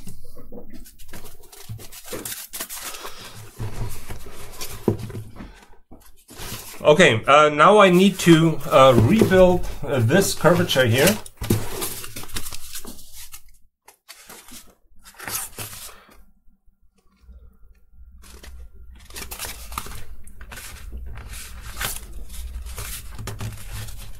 Yeah, and I will use the same cardboard that I used on the patch before.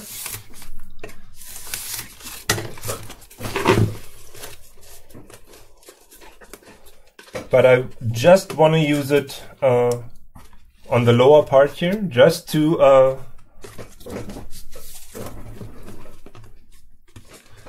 insert this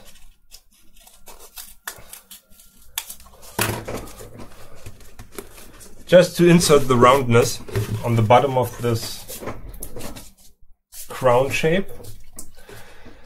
And this is a bit difficult, for there's curvature running from the front to the back in this direction, and then I needed to go directly against that.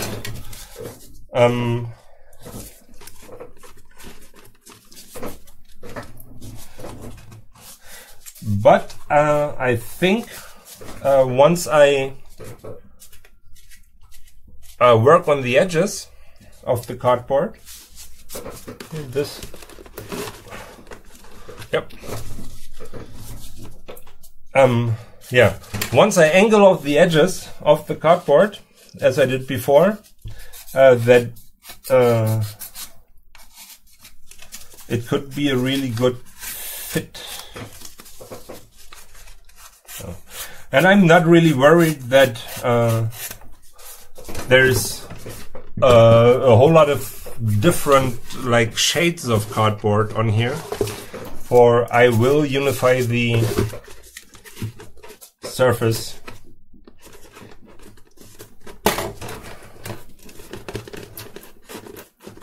before I finish this thing, just like I did with the mouse piece there.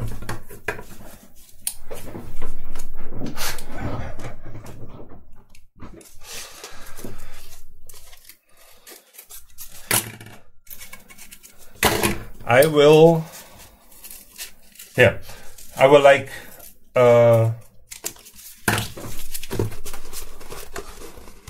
or I think that I will like cover the whole surface with some kind of packing paper. Maybe I will just use brown paper, but I'm not sure. I'm not really sure if I will use different shades, for example, for the eyes, or if I will go for exactly this kind of cardboard brown.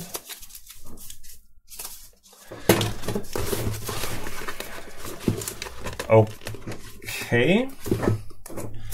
And now I need to really get this crease in there for if I'm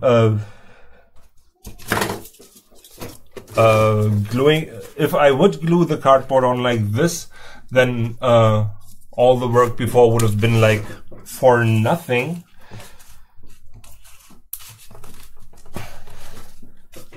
For the whole goal of this correction here is to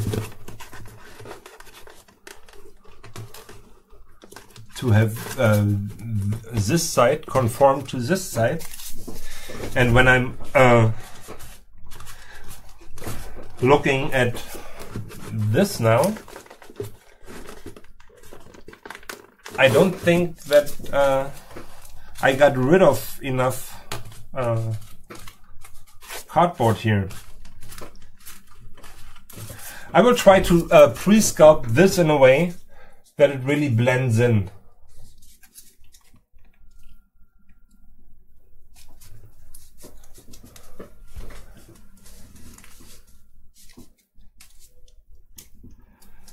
Which ruler? This one?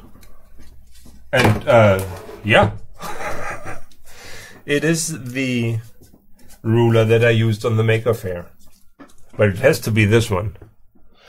This is actually a nice ruler, for there's finger protection built in, and the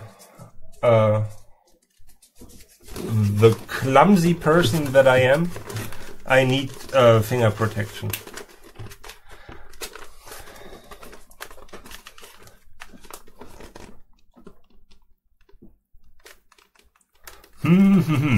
I think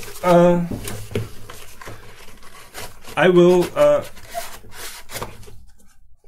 cut away a little bit more, but just a little bit. For here right now it is, if I cut away too little and then here, then I have this edge repaired and everything, and I see that I didn't cut away enough, then I will be forced to do the same thing over again. But if I cut away too much, then it will be relatively easy for me to just add a little bit on top of there to get everything right. So in this case, a little bit too much wouldn't be a problem, but a little bit too little could prove to be a big problem in the end. I hope I was able to make myself clear, and clear sounds definitely wrong, for it was not clear. But I hope you were able to understand me. Okay, this looks actually a lot better, curvature-wise. Yeah, wait.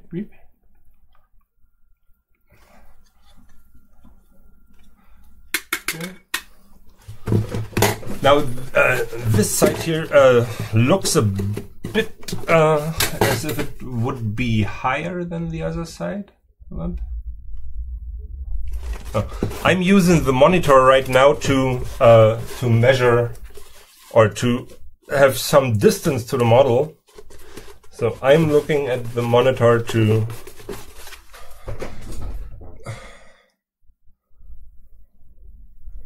to kind of be able to see what is going on. Okay, I will like really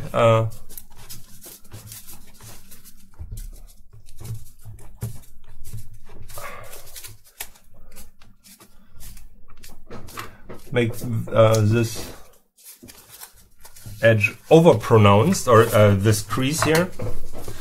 And now I will add enough glue to the cardboard to really soften it. See, maybe a little less as compared to the patch that I glued before. For that was a huge pain to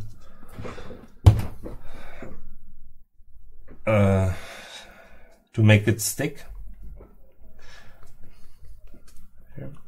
But I still need more glue as opposed to a normal part that I would glue on there. I want this card to be this cardboard piece to be really soft, so I can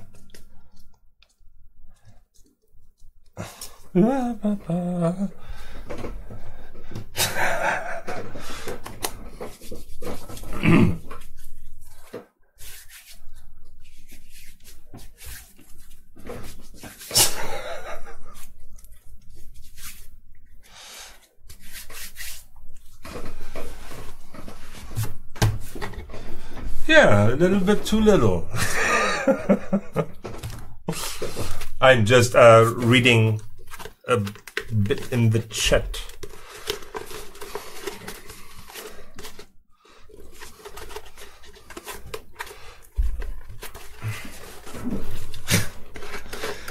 Okay, I'm here while I'm waiting for this piece of cardboard to like soak. I will just sculpt the bit just by pure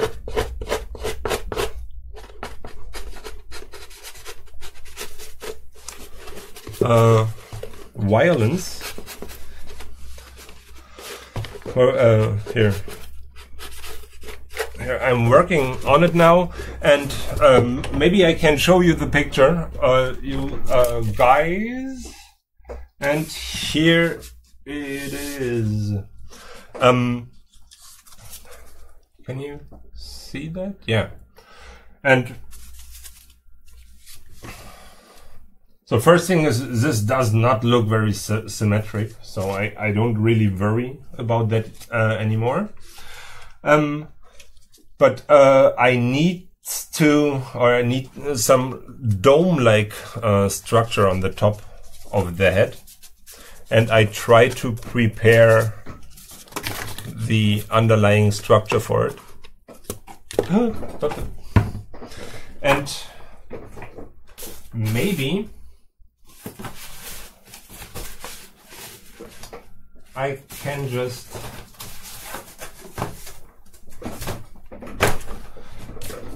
use this piece here to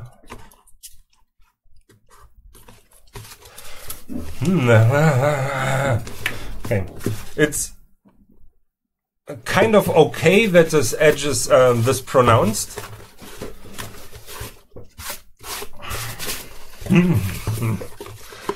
It would be ideal. I really like this cardboard, for this is very very tough, and for this is so hard. It's really easy to cut it to shape. I will look if I get something comparable.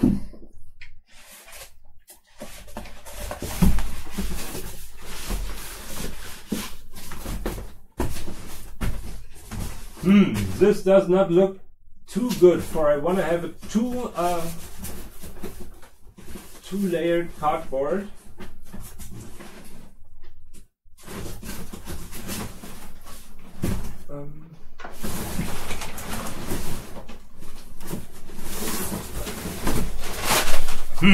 It's really difficult for me. Can you show the miniature mask?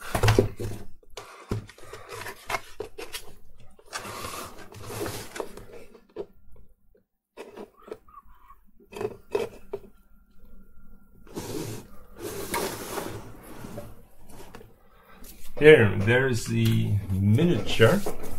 I hope you can see something.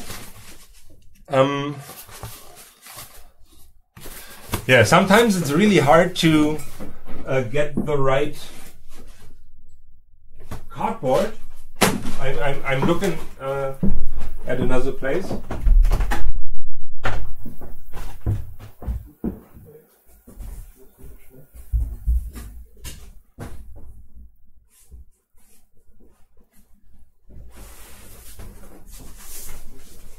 Was?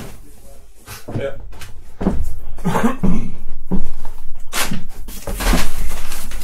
Okay, from my cardboard treasure chest, I pulled these pieces here.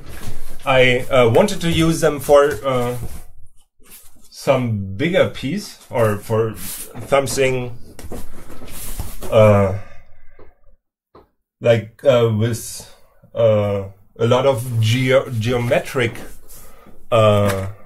requirements, but I think this is a good cardboard for the top of the head, so I will take a piece of it. Here, I put this down now.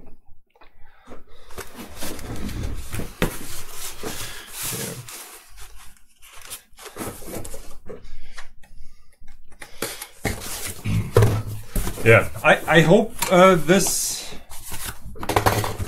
cardboard turns out, or will turn out the way that I hope it will. It should.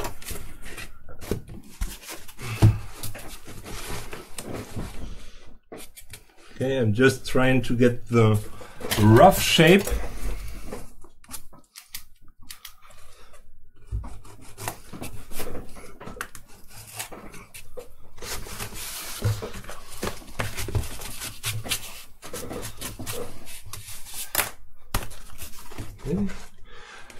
Okay, this is actually not that big of a surface anymore. But as I've shown you, I need a real dome-like structure there.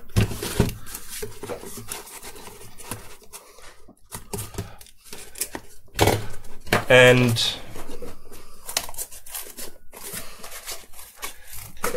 I think if I use like 2 or 3 layers of this cardboard, that I can or will be able to build it in one go. For I don't really want to come back to the same thing anymore.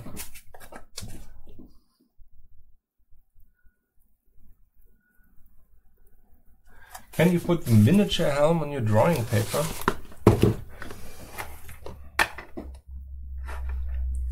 What do you mean? Like this? So you can have dimensions? So, wait, I will do this. Here, maybe you can see it this way. Yeah, I hope to finish this fixing of the helmet, for I wanna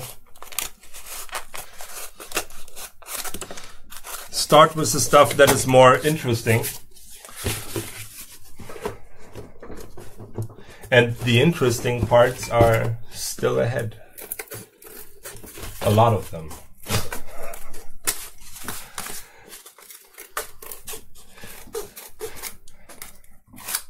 But it's important to be patient and not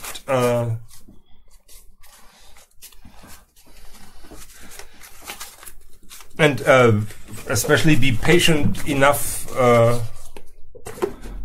when impatience makes no sense. And right now impatience would make no sense, for it would just make the whole thing look like garbage. So what I'm thinking now is I don't really need a lot of layers on top of each other. I just needs to pre-curve this. Then I needs to adjust the edge. So cut the edges to an angle.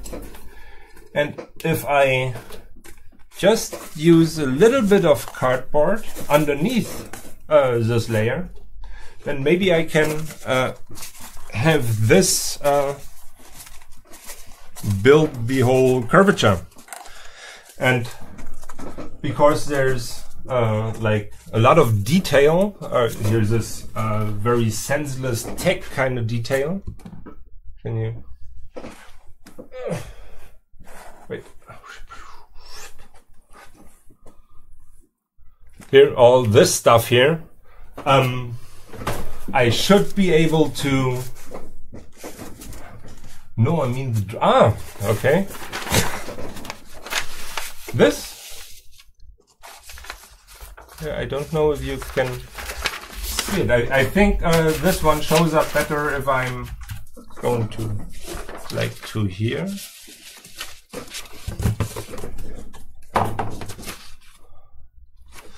Like this. Here, there's a request in the chat. Just to show this sketch again. Here, maybe.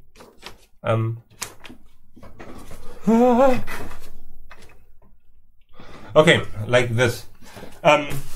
Here, and even if I will build in some kind of wrinkles in this curvature here, I should be able to hide all of that with this like tech detail that is on top of the helmet.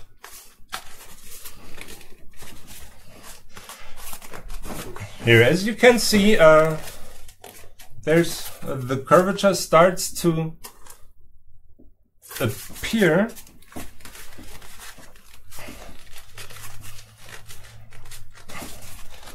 And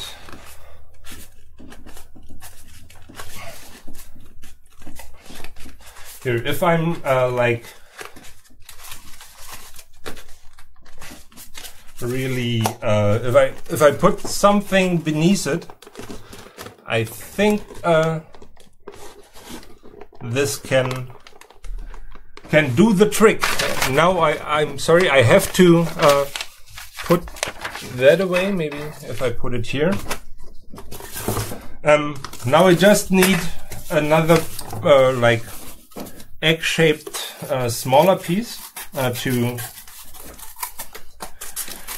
go beneath that one.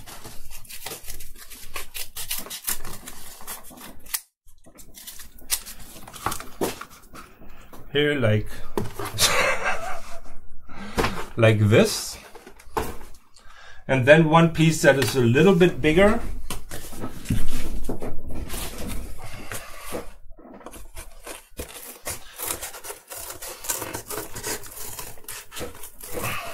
Yeah, I'm just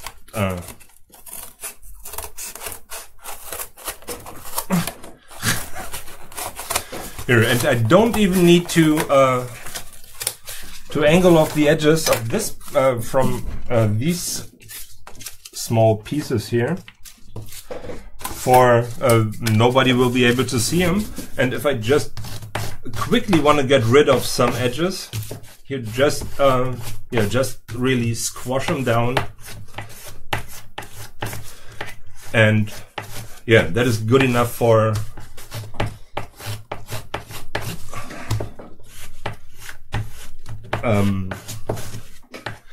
this purpose. For here, it's just a structural piece beneath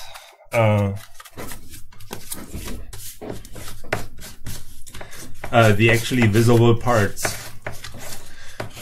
And yeah, I don't need to spend more time than that on them pieces. And now I will glue this down here, and I will glue all that stuff to the top. of the dome.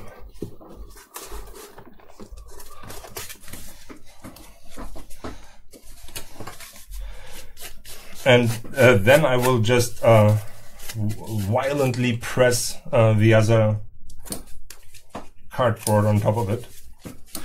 But first, what I still have to do is here I have to glue this piece in there. And right now it looks as if it might have overdried, but I can check that in 5 seconds. Okay.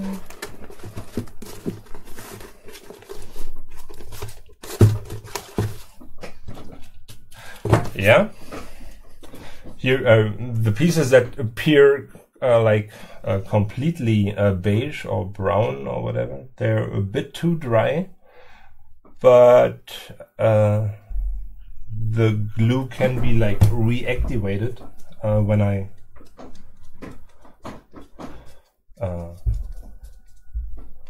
moisten it again with glue. And this piece should be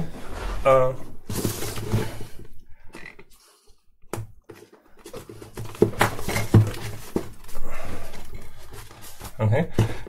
What I want to look out for now is that this crease here is high enough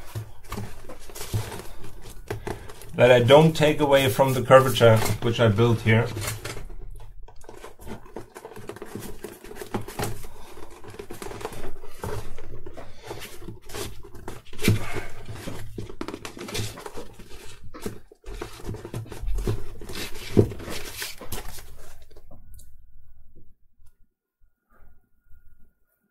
I think it's much better than before.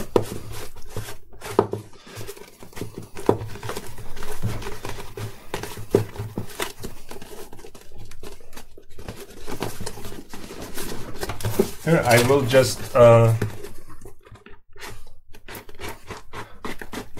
try to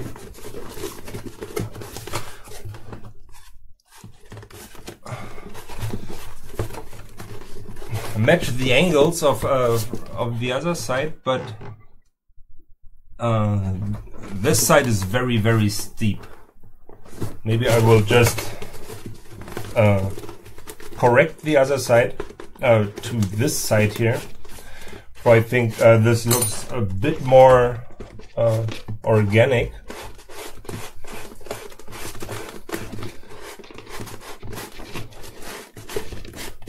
Even though a Vader helmet like has nothing organic about it, but still it got a very curved form, shape form.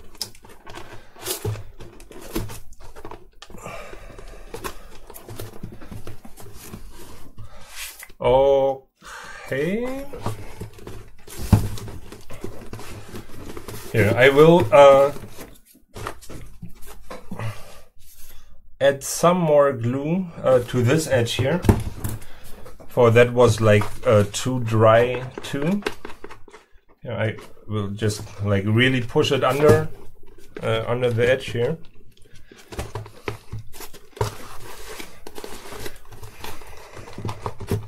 Okay, I let that soak in for a while, and now I will come back to this top of the dome piece, and I will cut the edge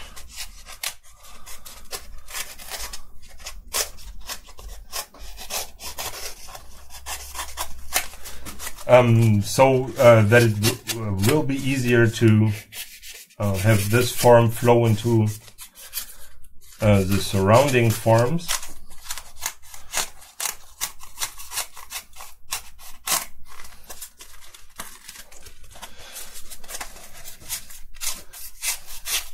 Okay, this is a technique which I really never used this often. I mean, this like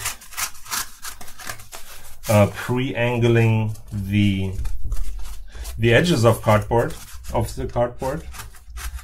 But here, this is such a long and flowing surface forms that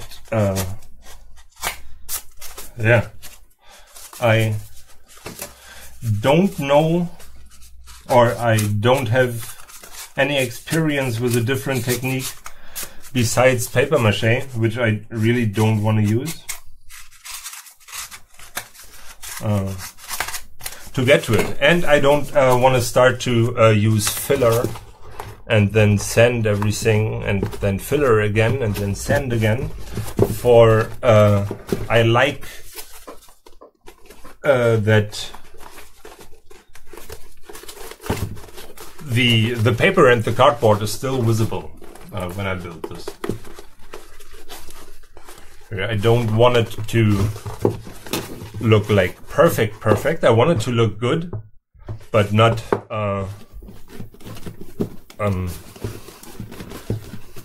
not like a replica, or not like a movie prop.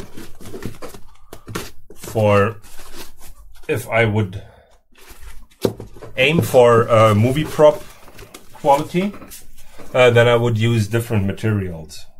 So I would not be using cardboard like this.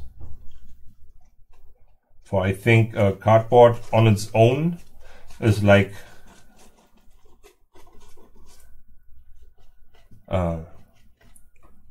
really beautiful once it is sculpted in this kind of a bit more elaborate way.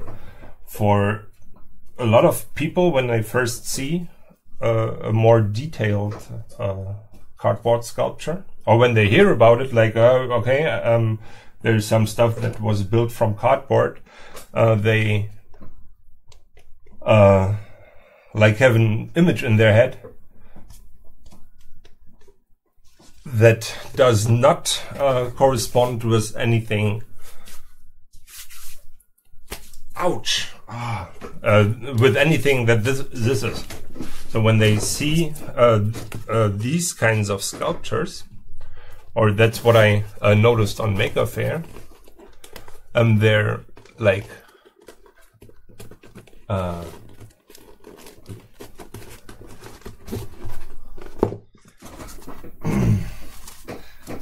astonished in a way.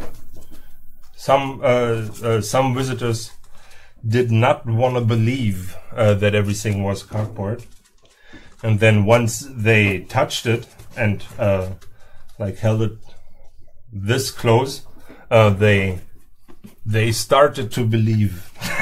It sounds like this X-Files "I want to believe" thing. So why have I started to talk about it? Curvature, long flowing edges. Yeah, I don't know which exit I took to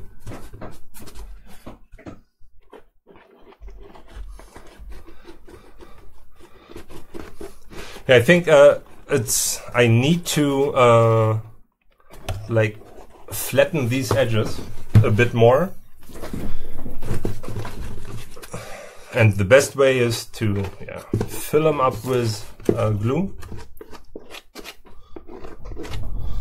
Here. And once the glue softens the cardboard, I can just press down the outer perimeters.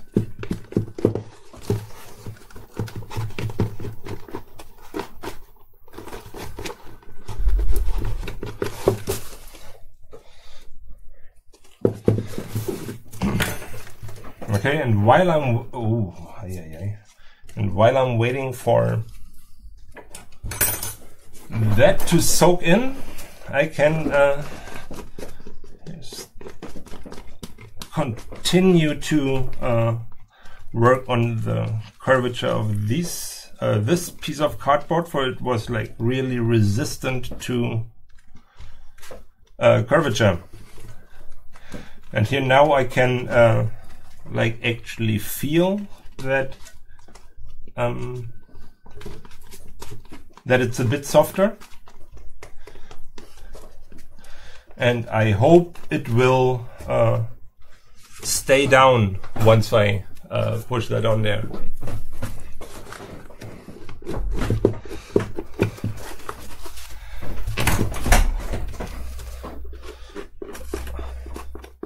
Okay, here there's no need for extreme accuracy here. It just needs to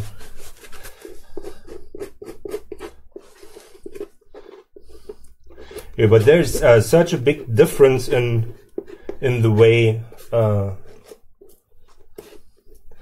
the edges behave with and without glue in them.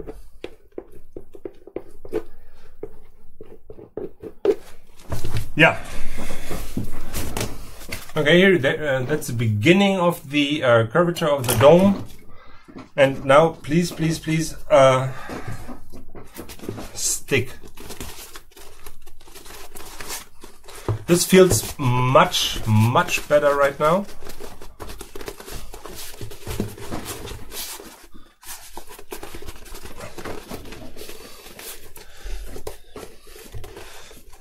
Okay, obviously, I still need to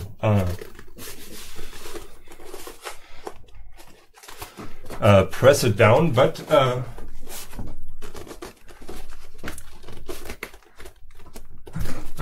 Six Male Country Germany Religion Cardboard. Actually, not. Come on, let's please replace religion with something.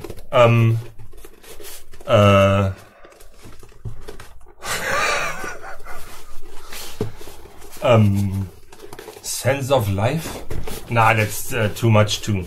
But nah, it's okay. Religion cardboard. I'm just not the biggest fan of religion. That's not my cup of tea. But everybody should believe in what they want to. But I think that, yeah, that should be a very private thing. So believe what you want. Don't try to convert. Don't try to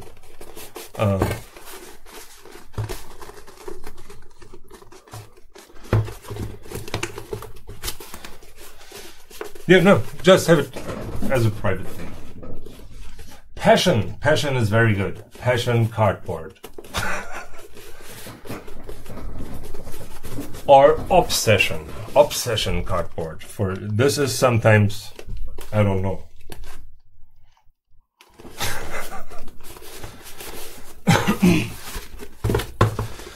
Okay, here, the back of it just keeps popping up.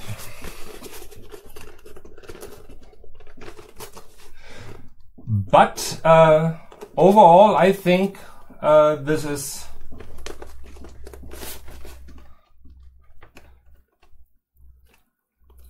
is what I wanted from it. And this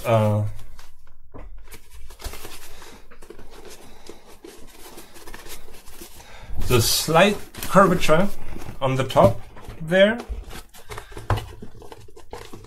and now there's just the difference between this edge and this edge, but I think I will conform this more angular edge to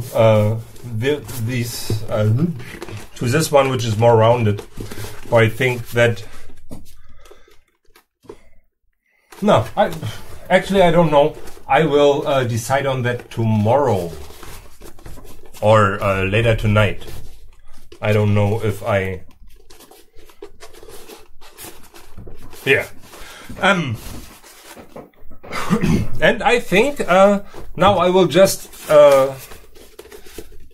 try to hold that down for like 10 to 15 more minutes, and then I would stop the stream.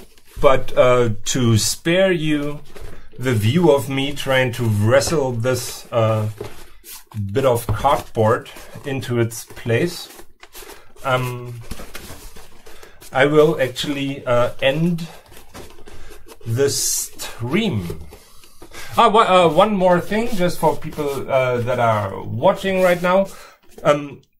Sure, I will continue Vader, but there will be one stream. I don't know if I do it tomorrow or the day after tomorrow, for where I will build a Super Nintendo Mini kind of system. Do you know what I mean? Or wait, let me.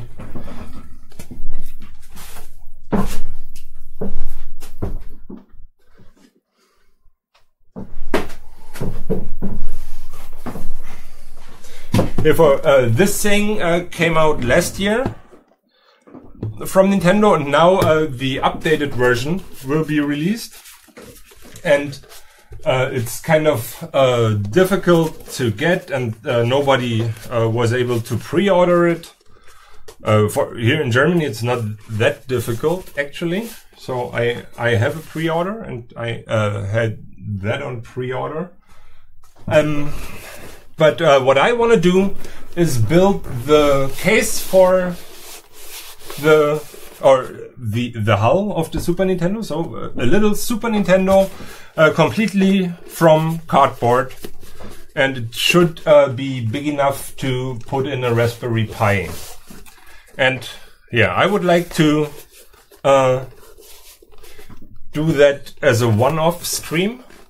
And yeah, I will show what I'm doing and answer questions regarding it. And then I will finish it up off camera. But I feel like it might be a good thing to actually build something that can be finished in a shorter amount of time, as compared to I don't know what I have to expect here, but it will be 100+ hours. So this is all fun and haha, but I think for some people this might drag on too long. So I will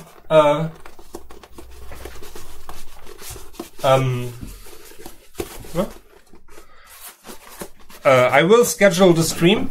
Here, if you have clicked on the bell icon, you will get a notification when I get ready to stream, and maybe you will join in.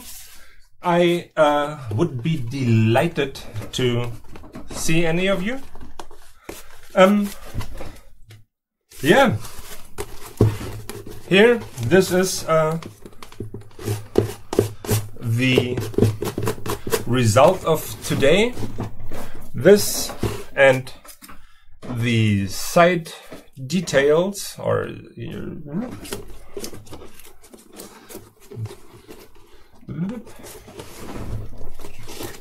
here, this is the right position, and the screws for the front. So I think quite a lot happened today. I thank everyone for having given me their time. Thanks. I will stop the stream,